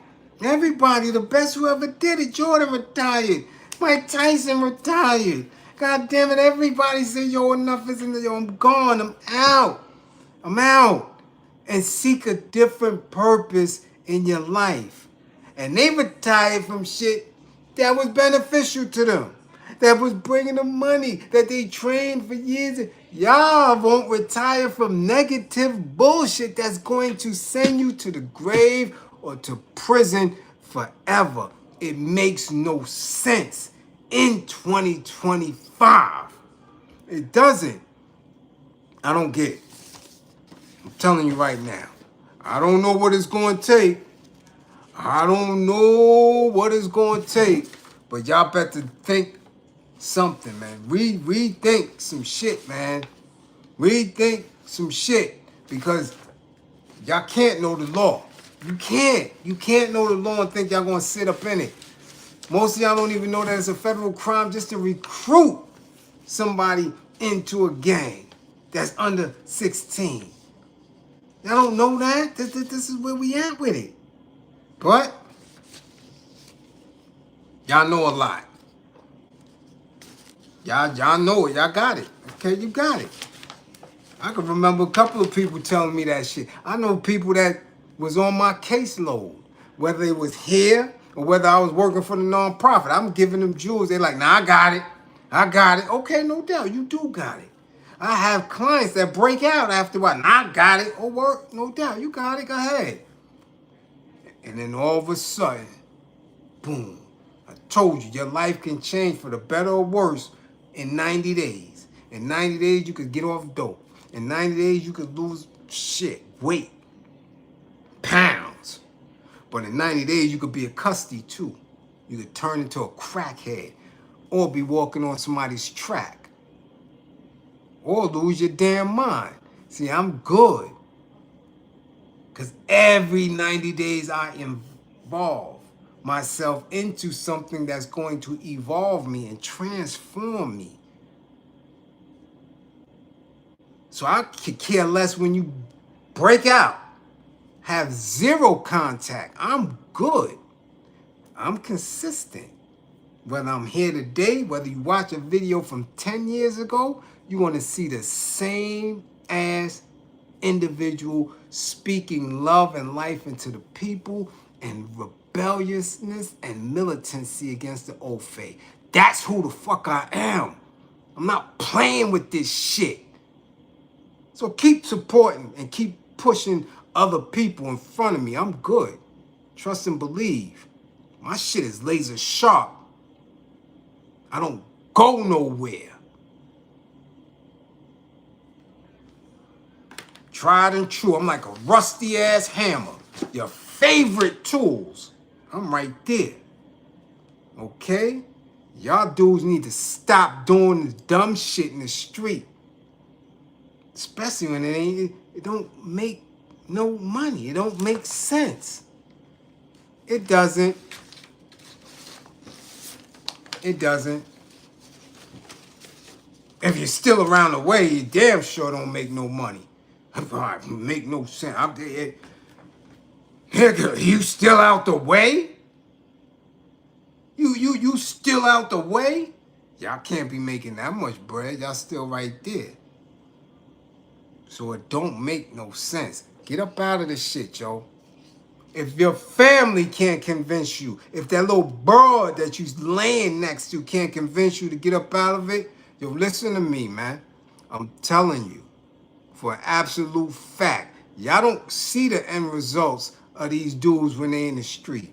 Y'all see them on IG. Y'all see them at every party, at every function, wearing the shoes and the jewelry, drinking their Henny and all that.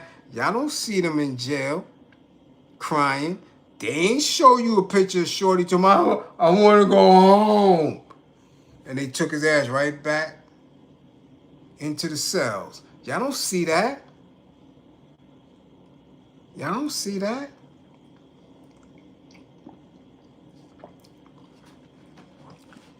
Y'all ain't speak to Prince yet, though. Y'all didn't ask him what was year 15 like for him. What was year 20 like for him? What was year 25 like for him? Y'all asked him that? Y'all asked her that. No, I'm serious. Have y'all asked them? And let them tell you that, yo, you gotta be built for that shit. And it wasn't easy. Shit ain't no game. But stay out there. Keep doing it. Keep doing it. And y'all might find out. All right? Where we at now? Where we at now? Let me lighten up. Cause it get a little bit too deep. People start running and shit.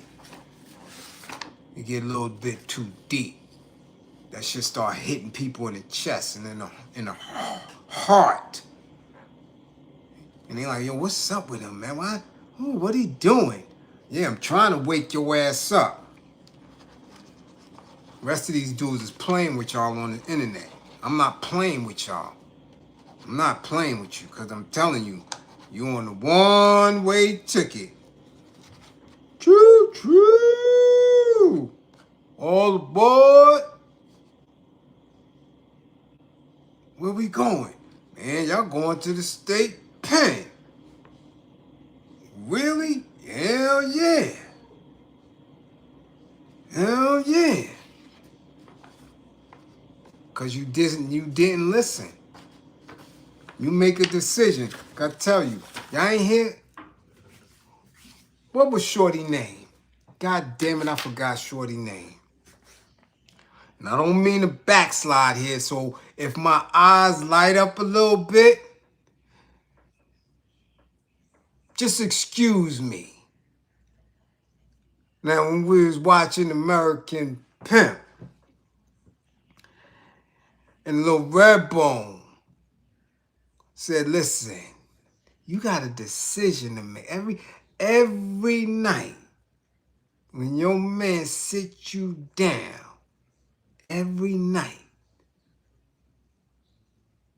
and he campaigning, you making a decision every night to go out there. Every night. That is your decision. And it's so much science. It's beautiful. I'm telling you. You make a decision. You make a choice. I'm sitting here now making a choice to either sip this tea or to mess with my little lemonade here. That's a decision. Every night I make a decision to come here and speak to y'all. Every day, all day, we make decisions. If you making a decision that is felonious, that may cause you a felony, yo, you gonna have to wear that shit one day. The choice you make will have an unforeseen consequence. But when you in the street, when you dealing with street mentality and activities, the casualty is not unforeseen. We've seen a lot of people go to jail. That's a fact. We've been to jail. That's a fact. We've seen death. So you keep making that decision, that's on you. Don't look at Shorty because he going to work and get mad with him. Don't look at this lame dude because he in school. You calling him a lame because they in school. And mad because he getting his nuts blown by a little bad little honey. Or cougar. Or several of the group. Because your ass want to sit in the fucking street. And think this is 86. or 89 or 94. That's your decision. You making that decision. And that's all I got for that. I made decisions. I paid the price. Okay? I paid the price. I don't want to pay that price no more. I don't know about y'all. But I like box. I like when it smile at me in the gym. I like when I'm at the store and I see it. I like the videos and the little bullshit in the DMs. I like box. I don't know about that. If you don't like your life out here, so be it. So be it. They got plenty of room. You could go do your push-ups in the yard. Y'all could talk on the gallery. Y'all could clean Jack Mac and do all that other weird shit. Have at it. Have at it. I don't like that shit. Never did. Okay? Have at it. Now, speaking of box, and segueing into that, y'all gonna stop sending me videos of these little dirty ass rapper chicks. Okay? You're gonna stop doing it. These dirty ass industry chicks. Okay? You're gonna stop doing that. Excuse me. Because what's happening is that the more people engage in it, the more we think that, you know, it really means nothing. It does. Because what happens is I look at them from a different gauge. Like I know what it is. I've been in a life. I know what it is to take a custody, put some tight clothes on her, okay? Makeup, wigs, and all that shit, and in the strobe light or in the dark, that shit look like $1 million. And dudes go up and down the block paying for that custody. Okay? So I know all the tricks and the trades of how women present. I do. And I know the tricks and the trades of the industry and how they play games. It's just weird. So now, they got video going around of Chris Brown concert, and he brought Glorilla out. Now, Glorilla got a couple of records that's okay, and she's having her moment. But all that, she glowed up and she looking great and she fine and all that. Get that shit out of here. I'm going to tell you right now. Go back to Glorilla's song, FNF, or, you know, FNF Free or whatever, and look at that girl. That's the same girl.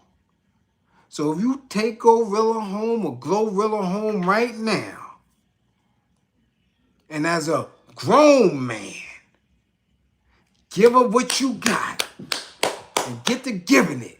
And she sweat all that makeup off and that damn wig or whatever. She looked like the same little strumpet from the very first video. So don't get gassed because you see her walking around stage with Chris Brown. Don't forget what's up under that bullshit. Ain't nothing changed. That's the same Glorilla. Same Glorilla. Just like that's the same Sukihana that y'all looking at. And y'all need to go to the video that's viral, because I'm telling you, if my braids look like this, and they look better than Sukihana shit up under her wig, something is wrong. So Dr. Umar he not getting them donations. She can't get that wig tightened up. She can't get her regular braids in. That's her hair. She looking foul. And you see the makeup not done, and the wig was off, and the braids is there. And I'm saying, yo, hold up. Now, hold up. Just a couple of days ago, y'all was like, yo, damn, Suki looking all right. And I'm saying, no, she don't. That's the disguise. That's the kit. That's the wave. That's the eyelashes. That's the makeup. And y'all got to stop with that shit. And this is why I tell women who are not in the industry and it's not a profession, stop wearing that kit. Stop that shit. And y'all wearing it early in the morning. If you going to the store, women is wearing that shit to the gym. Y'all putting that kit on like it's a goddamn hat. Like it's an accessory. Take that shit off your face. Take it off. Stop doing it. And I'm telling y'all dudes, stop messing with them when they got that shit on. It is absolutely unnecessary to wear it all day, every day. I'm telling y'all, y'all going to be in spaces where you are not understanding who you are dealing with. You waking up and you looking and you like, yo, who the hell is that? Or, better yet, strip them down. When that shit, I'm telling you right now, strip them down. Listen, I'm not going to get, I already give y'all 1/3 of what I know on here. And very little personally. But I'm going to tell y'all, when I do my men up, and when I'm dealing with my clients, I tell y'all, I don't deal with that shit. It's one thing for somebody to be in that profession, and I understand it. Halle Berry got to do it. She the best of the best. This one got to do it all. In real life, you don't get a look. I swear. 3 things. I don't deal with pets, nicotine smokers, and people hiding in makeup and bullshit accessories. Take all that shit off. To be honest with you, there's no way a transistor could even fool some of y'all dudes without makeup and perfume. That'll be just a regular old nigga.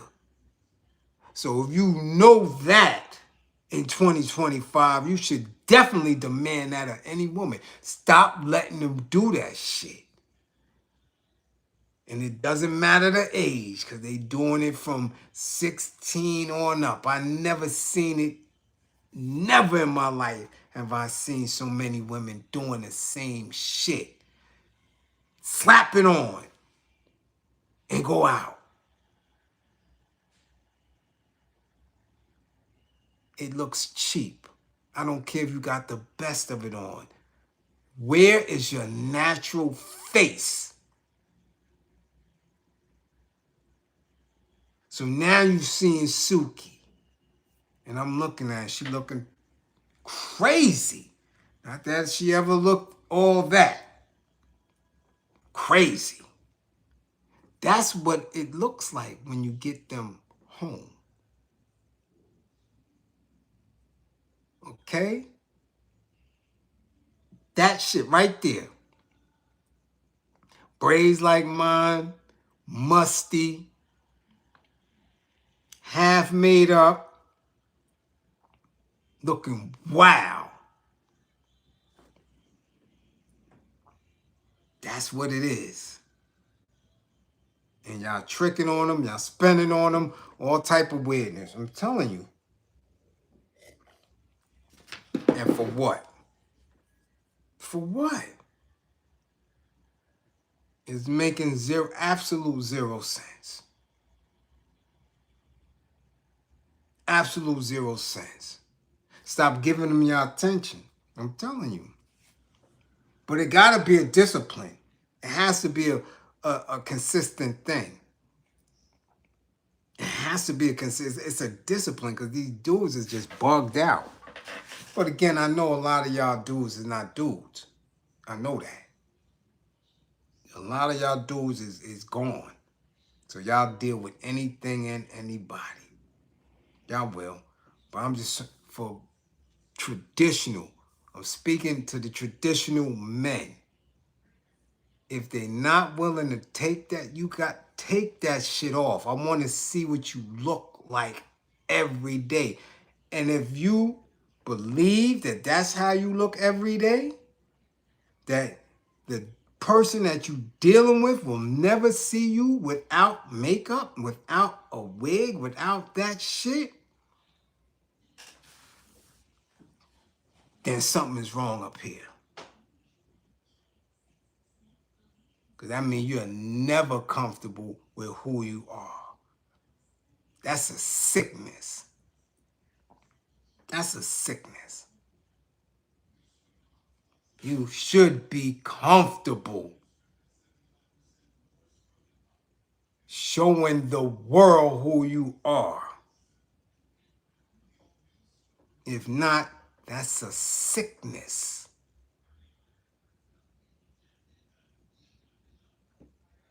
Okay? So you keep looking at these little musty bras. Soon, I'm telling you, it wears off. Trust and believe, the illusion wears off, especially when they can't get to that bag that has sustained them. When they come up out of the Hollywood lights. When they have to stand on their own too. Ain't that much of a dime no more, huh? Yeah. Yeah, you spent all your money up on that, right? Yeah, okay. I'm telling you, strip them down before you committing. So all you gotta do is be patient. Dudes don't want to be patient anymore. Get to know her. And if you can't get to know them, then get rid of them. Dismiss them quickly. Quickly. It's 12-1. Globally. It ain't only down south. It ain't only here, there. No more. Nah, this is global numbers now. Dismiss them. Fuck it. Get up out of here because they dismiss y'all quick. Quickly. Woman look at your shoes and be like, I ain't fucking with that nigga. Just on your shoes alone. You could be coming from work. Them could be your little kick arounds. I ain't fucking with that nigga. Anything. Anything. Women dismiss you like that. Or friends on you quick. Bang, bang. But you're not y'all dudes. Y'all are running behind a musty sicko. Chick sick in the goddamn head. Because of what she look like, y'all on it. Oh, man. Y'all backwards, bizarro ass world. Stop sending me them broads. Okay? Stop it. And what it does, it make me look at women in the street differently. I'm like, damn, why she got on that? Y'all think I'm playing? Those of y'all that go to the gym, go to the gym tomorrow and tell me if I'm lying. You see broads in there with full makeup on. You coming to work out, bozo. The hell you doing? Seriously, like what are you doing? You coming to the gym with a full kit on? Unbelievable. Unbelievable. It's 9:30. Check it out now. It's 9:30 in the morning on a Sunday. People picking up Sunday breakfast and type of shit, running in a broad comes in there with house clothes on, Crocs, a goddamn bonnet, but a face made up. Looking like she getting ready to tell her evening news. Bitch, what is? What? You serious? What is that? What is that? Bitch, if you don't come in here and get them eggs and get the fuck back in the house, makeup, you coming to the store. I know you ain't washed up. You slept in that goddamn nightshirt right there. You still got ash around your ankles and heels. You didn't get in the shower this morning. What the hell your face made up for? That means one, either you never took that makeup off, or two, that shit is so embedded in your presentation that you get up and get to that in the morning before you step outside. That's something wrong right here.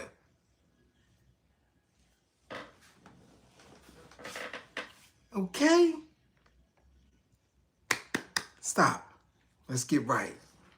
So don't send me no Glorilla at the goddamn Chris Brown concert. Don't send that.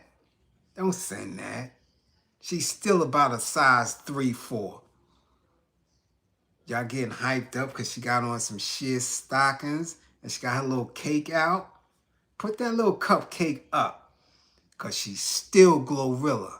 When that ass wake up in the morning and she ain't got on that Marshy special makeup shit, she the same little strumpet y'all was looking at like, damn, who the hell is Shorty? Same little strumpet. Okay? Cut it out. And damn sure don't send me nothing with Suki in it. Cause she must, even the man that was taking the damn video footage said, ooh-wee. And proud of it. That's the last thing that any woman is proud of. Is somebody saying that you got the funky box. That's just weird. That's why I was telling you, what the fuck Lotto said? Her twat waffle smell like a camel. I'll never let her live down that. Yeah, never. Ever. Hell you talking about? That ain't funny. That ain't funny. And then you get an attitude. Y'all get an attitude. Or you walk around with an attitude about what men do and what men don't do. Who trick and who don't trick. I bring this to the table, I bring that to the table. You walk around with a fucking attitude. And y'all don't understand something. Y'all don't understand something. You know attitudes bring about certain scent. You know that, right? Right? Why do you think they call it funky attitude? Because your attitude releases a scent. When you're angry, you release a scent. When you're happy, you release a scent. You understand that? When they used to call Little Red Bones a little pissy girl because, again, conceited. Because you was light-skinned and pissy. Remember the little piss-colored girl? These little slang terminologies don't come from nowhere. So again, when you run around conceited and funky, or have some preconceived notion that men are supposed to move and operate in a certain way, you got an attitude. And that attitude make your box stink. You understand that? Stop running around stink. That attitude got you funky. But y'all dudes like chasing them little funky attitude ass broads. Fuck out of here. And that's for real, for real. So, If you think I'm bullshitting, because I'm telling you, I don't bullshit and just come off the cuff with this shit. I don't. I always got material to back it up. You understand what I'm saying? Why do you think people on the street who are housing challenged or whatever the hell they want to call it nowadays, why do you think they got certain odors? You think it's just because they don't wash? I've seen dudes in jail not wash for weeks, and they don't have that same particular odor. They may be funky and all that, but when you going through shit mentally, certain depression, certain psychosis comes out in your pores and your skin. You understand that? So y'all broads who always mad, attitude tooted out, attitude real, rude, boo, and all that shit, and you think it's funny, and it has become a behavior, a consistent behavior with a lot of the women. Okay? Let's get to it. Yes, human emotions can produce subtle body scent called what? Chemo signals, which can be detected by others and influence their behavior and emotions. For instance, fear, stress, and happiness can be associated with distinct airborne molecules released through sweat or other secretions. Research shows these chemo signals can affect social interactions and responses in both humans and animals. So when I run up on a broad with a funky attitude, I know her boxes stink. Because I don't run up on people. I'm one of the most pleasant, especially around women. Because I'm a player. Straight Mac. Smooth. Okay? Real smooth. Trust and believe. Patient. Respectful. So if you got an attitude with me, I know your box is off key and out of order. Because your funky ass attitude. Scrunched up face. Stiff walk. No matter how bad the body is, you just stink. Your attitude. So I don't even have to go no further. I already know what's going on in them drawers. Already, it's automatic. Y'all dudes gotta learn that shit. That would save y'all a lot of time and energy and effort for getting involved and trying to go somewhere with a broad that's not even worth your time. Okay? Understand that.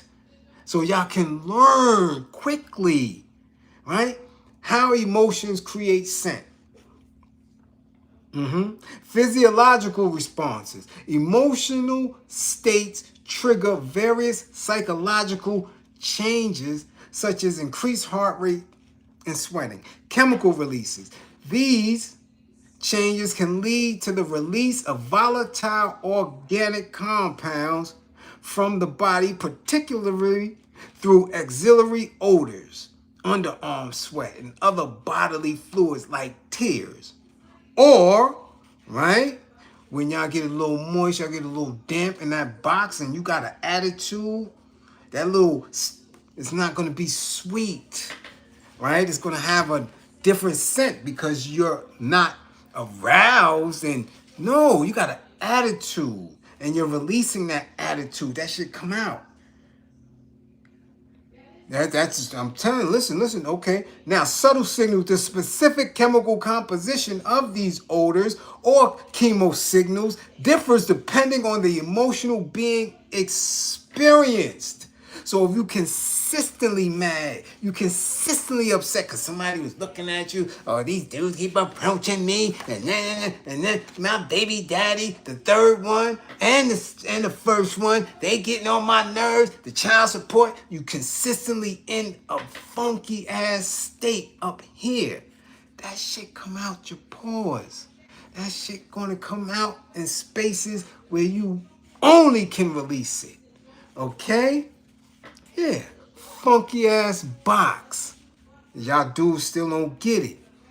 Because she may hide it from you. She's become an expert now. She already know, well, if I keep with scrunched up face, I'm not getting nothing. So I got to be slick about it. But before long, homie, you're going to get to that. And boy, when you catch a whiff of that funky ass attitude and what it did to the under regions of her essence, you're going to find out. You're going to know. You're going to know. Okay? Examples of emotionally linked sense.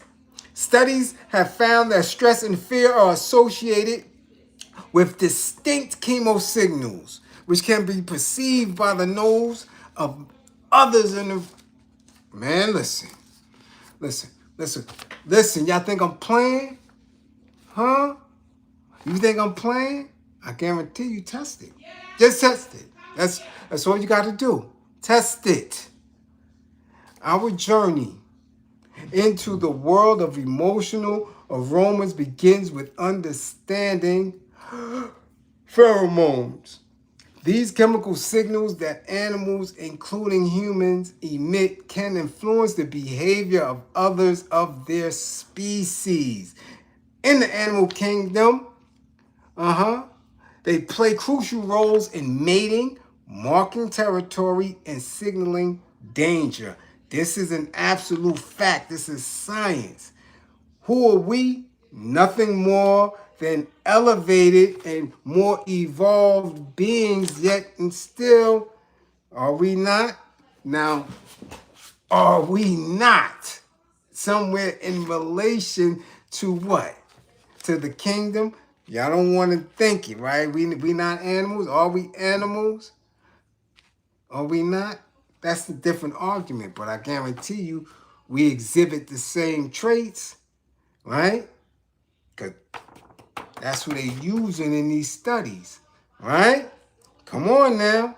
Let's go. Humans also produce and respond to pheromones, right?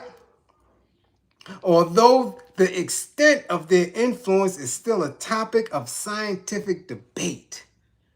Okay, one compelling piece of evidence comes from studies on the human body's ability to detect stress. Researchers have found that when people are stressed, their bodies release certain compounds in sweat, which can be picked up by others. That means that on a subconscious level, we might be able to smell when someone is anxious or afraid.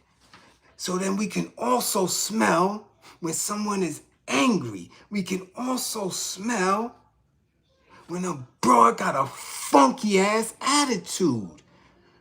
Now, where are we going to smell it? You think we only going to smell it under their arms? You think it's only going to come out in their pores? No, it's going to be in their ass. It's going to be in their box. It's going to smell terrible because she's stressed, because you can't find a man, right, that's going to bow down to your idea of how you should be treated. Stressed because I got these bills. I need a man to take care of these bills with me.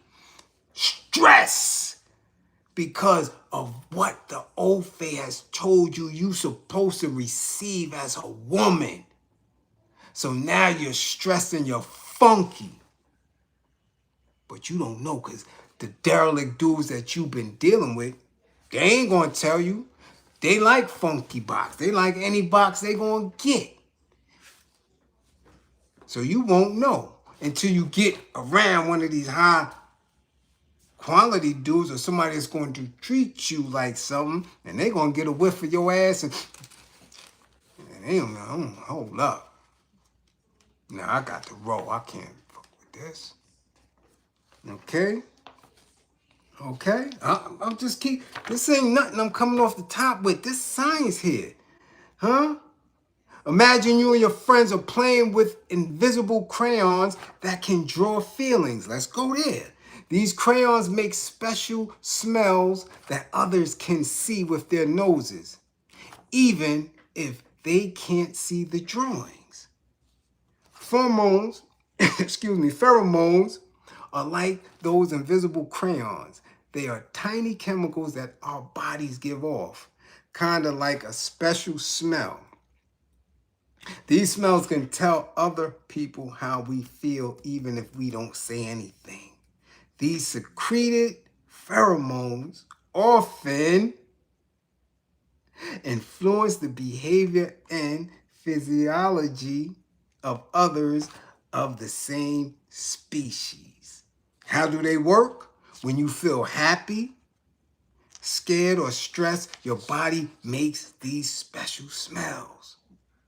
Others can smell these feelings with their noses even though they can't see them. It's like a secret message that only your nose can understand. Again, y'all keep playing with these little musty box broads because they follow social media, because they follow reality TV and think it's all about an outward appearance. But their mind is twisted. It's filled with aggravation. It's filled with false narratives. It's filled with a conceit, egotistical conceit, that when the world doesn't respond in a proper manner that's acceptable to them, turns into anger. And that anger gives off a funk. You funky bitch. That's what you smell like. Like when your mama tell you, you smelling yourself, you got to leave my house. Listen, I'm just telling you what's real. I'm just telling you what's real. Okay?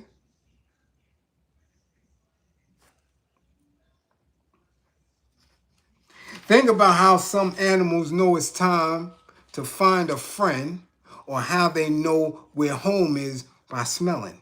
People use pheromones in a similar way. It helps us understand each other better, like knowing when someone needs a hug or they're excited. I told y'all that shit before. Now it's science here. I'm telling you, when you practice celibacy, men can smell that. Okay? When you out there in them streets, men can smell that. You understand? It's not hidden. Your behavior, your beliefs, how you manifest those beliefs is evident to the keen individual, to somebody who takes the time to understand women. And those are usually one or two individuals. One who really don't care and he's abusive, or one who's extra sharp and can be manipulative in it and have you believing that he don't know who you are because he's getting what he want to get anyway. All right?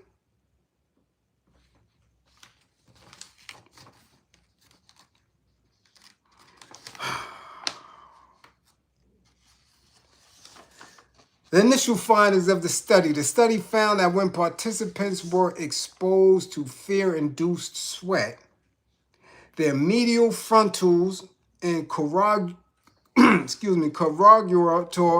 supercilii muscles, right, showed higher activation compared to exposure to neutral sweat.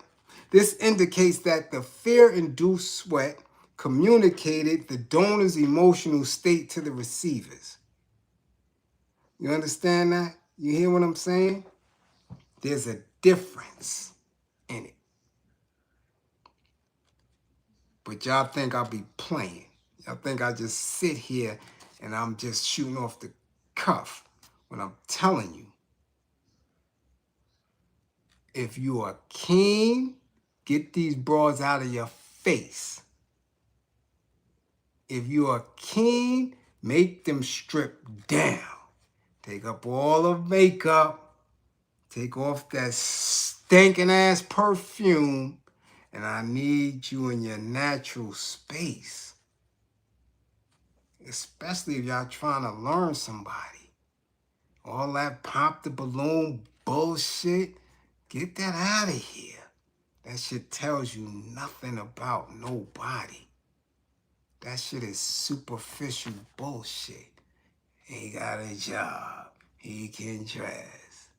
He God-fearing. All this other stupid. That shit don't mean nothing when you gotta wake up to a motherfucker every damn day. You better strip that shit down. Or if you just running around out here playing fuck, it don't matter to you. You could run up in Funky Box all day. Go ahead, have at it. Okay? Remarkably, the same sweat samples retained their emotional signaling properties even after a year.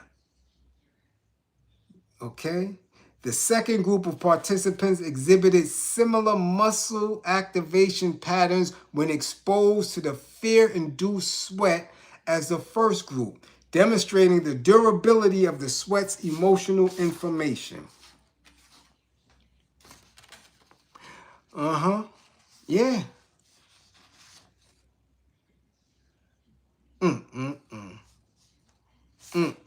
I can't go on. I can't go on. I can't. Y'all want me to go on, fellas? Cause I told y'all won't be here for a while.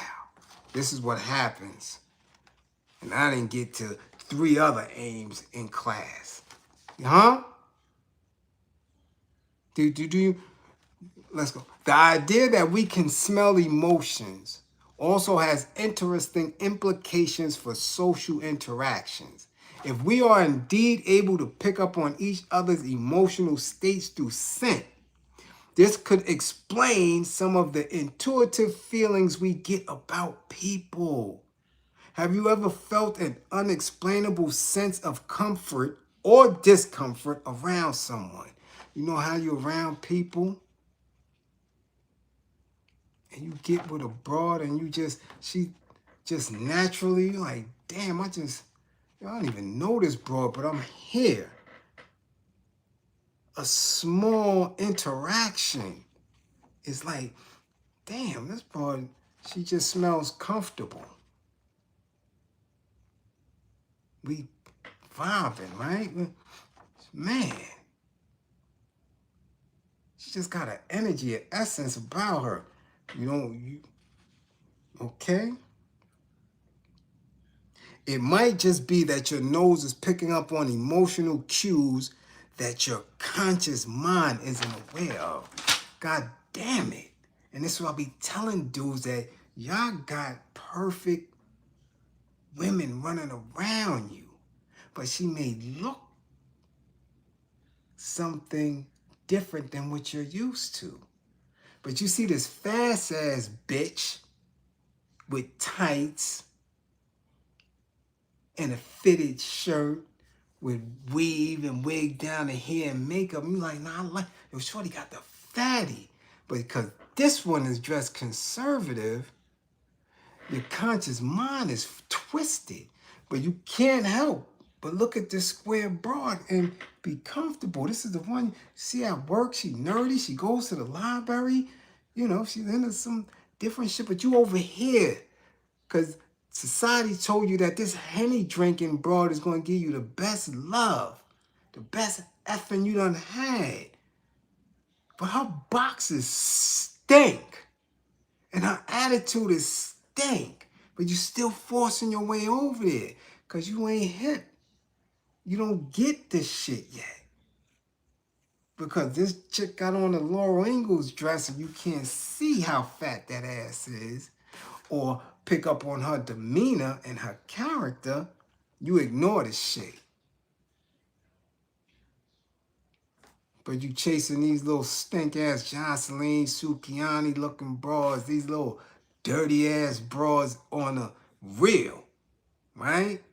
Or these made-up broads that's been under the knife, trying to chase Ophé dreams. You ain't paying attention to your consciousness, to your nose, nothing. Your ass is dumb. And you caught up. I don't deal with funky bitches. At all. At all. I know where y'all belong. Trust and believe.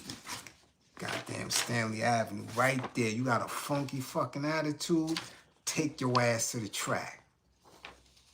That's where all the funky attitude belong. I don't deal with this shit. Woke or not.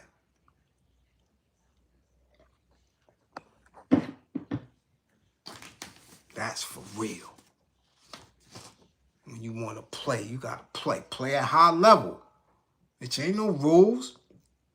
You got an attitude. You trying to get people. You trying to sucker people, con people.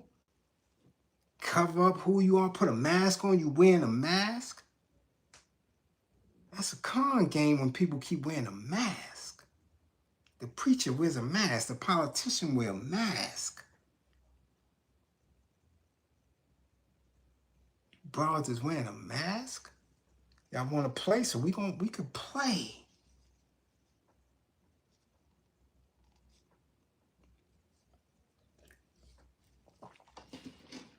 Let's go. One more aim, and I'm out of here. Only because, again, it's very important. Very important. Now, the WNBA has been going through some bullshit. If you've been in my class, you know how I feel about the WNBA. I've been an avid fan from day one.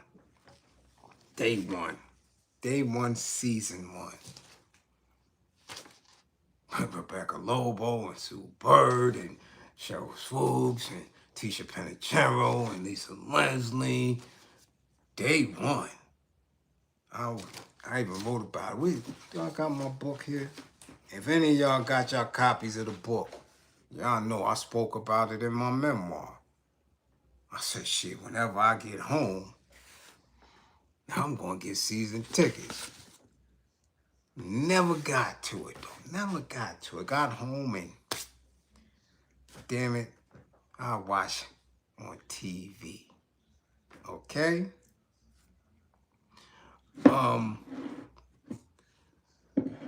The comments that were expressed and exposed last week by Nafisa Collier, I knew it was coming because after all this time, neither the NBA nor corporate America has really supported the WNBA. Just hasn't. There's no way that the arenas,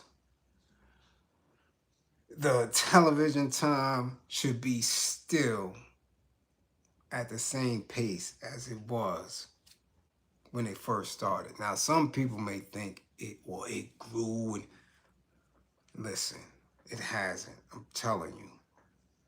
If anything, it got a little boost, right, over the last few years. But even the NCAA women still gets more coverage than the professionals. When Nafisa had the press conference yesterday, well, not yesterday, shit, my mind is gone. Last week, I was moving rounds on the road. Shit didn't surprise me. However, just like when I was doing all that time and the NBA had the lockout and the Knicks went to the finals, yeah, I remember that shit, right? The WNBA needs a lockout. They need a lockout because they're not getting the respect as athletes that their hand calls for. It's not. This shit is a joke, the way they handle. Ice Cube and the Big Three get more than the WNBA. And he started that shit from nothing. I'm telling you. And at this point, it makes no sense. It doesn't. The market that these individual women can do on their own, man, I wouldn't even go into the league. So if you wasn't around and you are not up to speed, we're going to read this off. Nafisa Collier unexpectedly set the NBA world on fire on Tuesday during her exit interview following her team, Minnesota Lynx, disappointing early playoff departure. The Minnesota Star read a prepared statement that lasted nearly 5 minutes. In the statement, she took aim at the WNBA for its officiating problem and, in particular, put Commissioner Kathy Engelbert on blast. Collier ripped the league for a lack of accountability and proclaimed that they had the worst leadership in the world. Collier further revealed that Engelbert told her only losers complain about referees and the players should be, quote unquote, on their knees thanking their lucky stars for the media rights deal that I got them. This is what this old face said. Now, in the course of that, there were other comments. Let's continue. Notably, Engelbert did not respond to any of the specific quotes Collier attributed to her, like the on their knees comment, nor did Engelbert address Collier's claim that she said Caitlin Clark should be grateful for the WNBA because without the league's platform, Clark wouldn't be able to make nearly as much off-court money. And this is what this old face said about another old face. Remember, y'all all thought that they was giving Caitlyn everything. Right? That she was the darling, that she was this, that she was that, and they was playing Angel Reese to the side. Old fays are about big business. You understand that? And they make sure that they keep the workers, the laborers, in a position where they never feel valued. Now, it's funny because, again, this is a league that's on the verge of having a walkout. Not only did she say that about Caitlyn, she said it about a couple, she made mention of a lot of shit.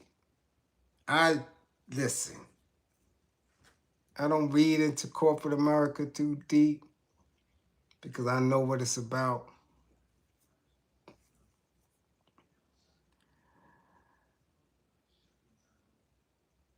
Listen, Ice Cube, and I mentioned it earlier because Cube offered Caitlin Clark millions for a punk ass little bit of, millions of dollars to play in his league. And she said no, turned it down. Nah, Cube, I can't do that. I'm going to the WNBA. Trust and believe, I think she would have had to play a half a summer with Ice Cube to get millions of dollars. And she was like, nah, I'm going to the league. He was like, yo, do this before you even go. I got you. She turned it down to get hundreds of thousands, if that, from the WNBA. What's her salary? That first initial rookie contract. Do they do like the men? They get an initial contract. a rookie contract and after 3 years they get something else?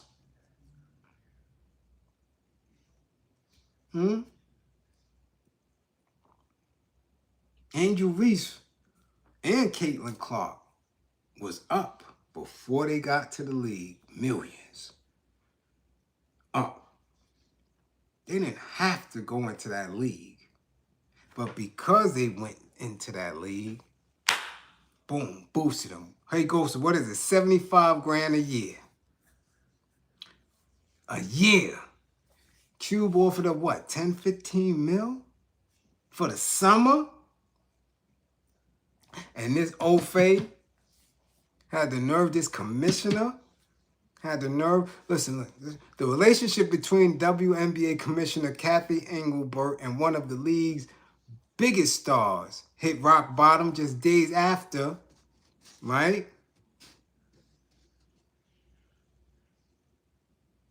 Engelbert and the WNBA leadership was just totally obliterated by Nafisa, right? Who is the president, vice president of the WNBA Players Association. The shit was supposed to be talked, rehashed. They're supposed to have a meeting. She dissed her. I'm not going to the meeting. Nafisa don't even want to speak.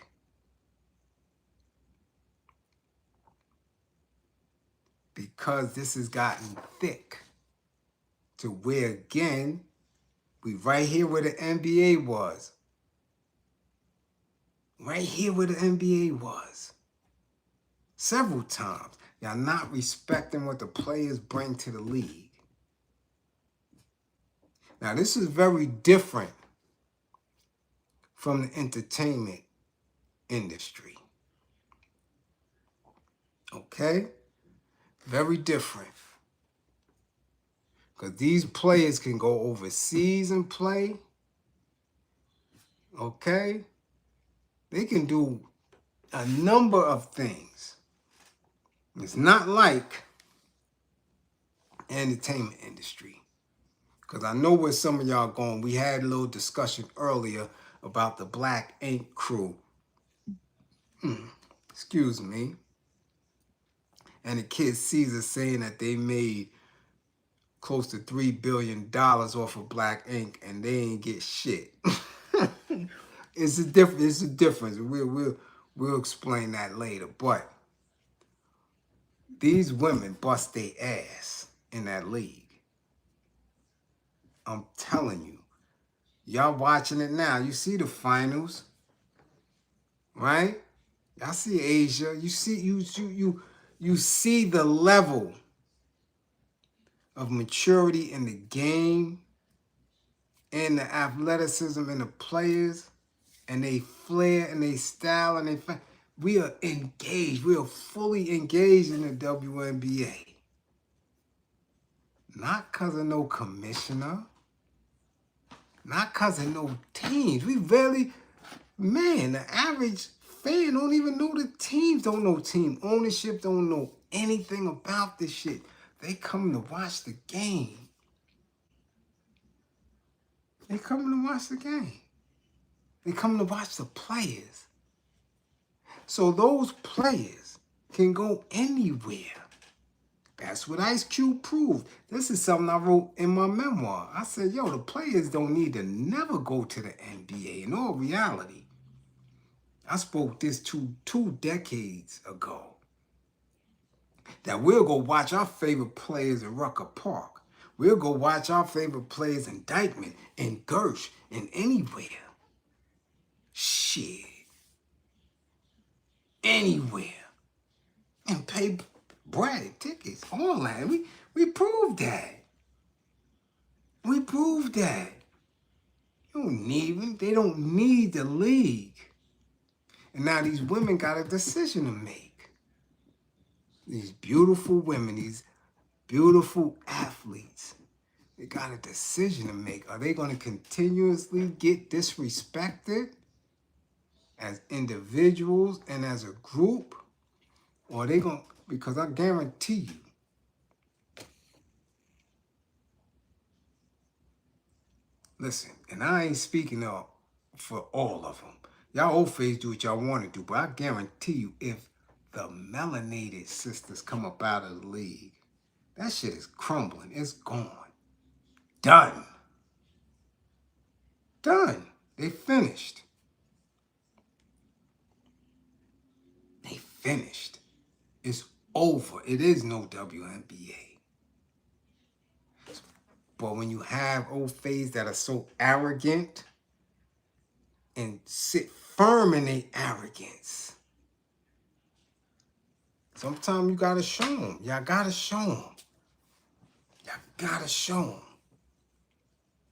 Just that simple. Don't let them keep talking to y'all reckless and trying to play y'all. Don't do it. Don't do it. Y'all, very dismissive of those ladies. Very dismissive. And I don't care what y'all think about the game. A lot of people don't appreciate it. They play hard, man. They do what they do. I'm watching it. And I'm telling you, they've gotten consistently better and better and better. So that commissioner need to be fired. They need to get her up out of there. Get up out of there. Okay? Get up out of there. But I'm telling you, it's a very critical time. It's a very critical time for black folk, man. Everywhere you look, the old phase is a problem. Everywhere you look, white values are trying to impose themselves on everybody. So militancy is a must. Y'all gonna have to sacrifice, man. Y'all gonna have to be, if y'all gotta miss a few checks, if y'all gotta miss a few games, if y'all gotta make some stands, y'all gotta do it. That's right, Andrea. You too, you do. But again, it's difficult when you're trying to utilize that system. As I always say, if you don't have your own institutions, man, hard way to go. Decisions. Depreciation, Boogie, no doubt. Listen, I'm telling you, we in here, we got to keep moving, man. We have no time for the bullshit. We don't. Listen, they running through Chicago, Cali, okay, Philly, okay, Detroit. This is the shit they doing. And we just sitting and watching. You can sit and watch and analyze. But if you don't have countermeasures,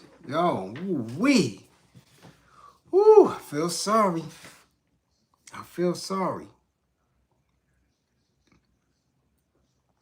Yeah. It's gonna be thick. So what y'all gonna do? Talk about it. What y'all gonna do? You're gonna stop with y'all bullshit and mature up a little bit, seek different information, manifest differently, be supportive of one another, love on each other, or you're gonna consistently be divided and get plucked out one by one.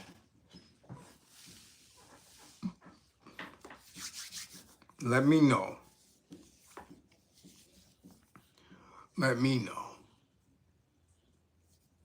And on that note, I done kept y'all here long enough.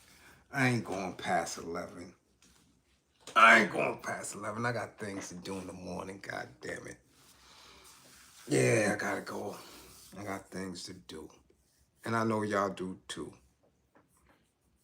Especially my classroom assistants. Love my classroom assistants. Yes, I do. Okay. Yeah. Make sure y'all do what y'all supposed to do. Do your homework. Cookie, what up? God damn it, what's going on, Cookie? Yeah, I see you. What up? What up? How you feeling? That's what I'm talking about.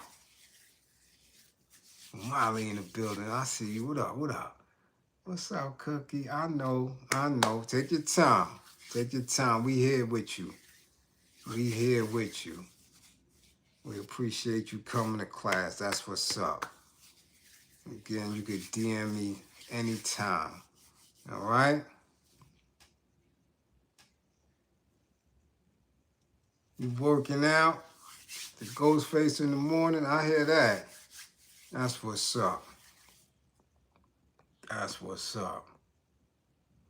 So again, my classroom assistants, much appreciation for holding me down as always. To those who funded the war effort, much appreciation.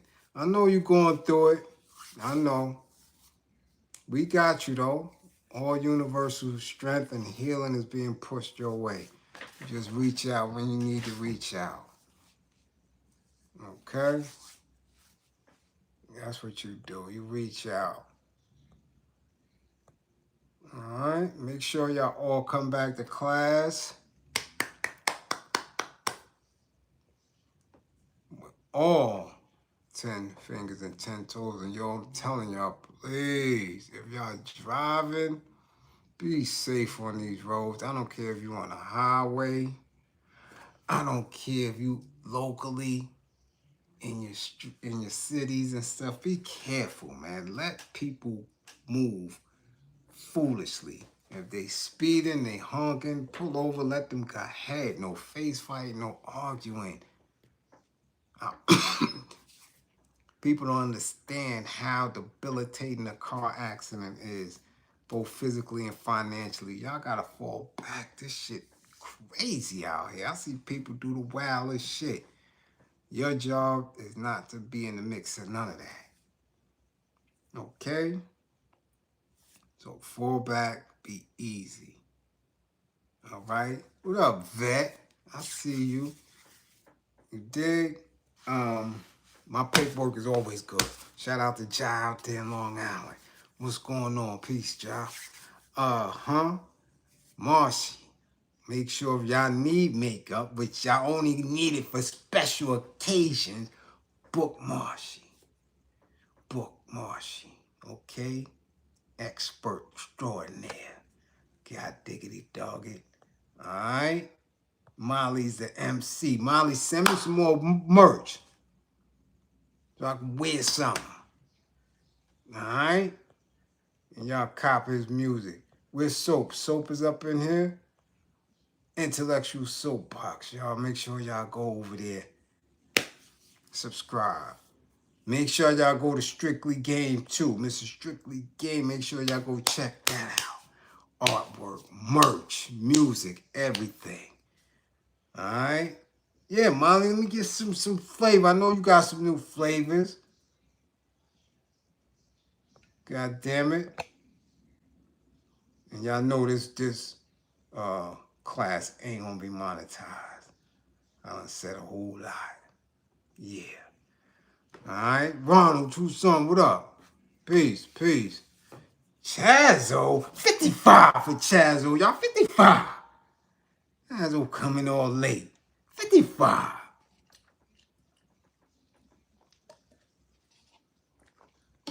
Alright? You understand? Does Marcia have makeup for sale? No, not yet. Not yet. She's an artiste. She does it. She didn't put her own product together yet. But we trying to get her to move over there so we can see her ass on Shark Tank. Alright? Yeah. So tell her Tell her you want to see her ass on Shark Tank to get her product together. Okay? That's what you tell her. And 55 gang. Get y'all grades up.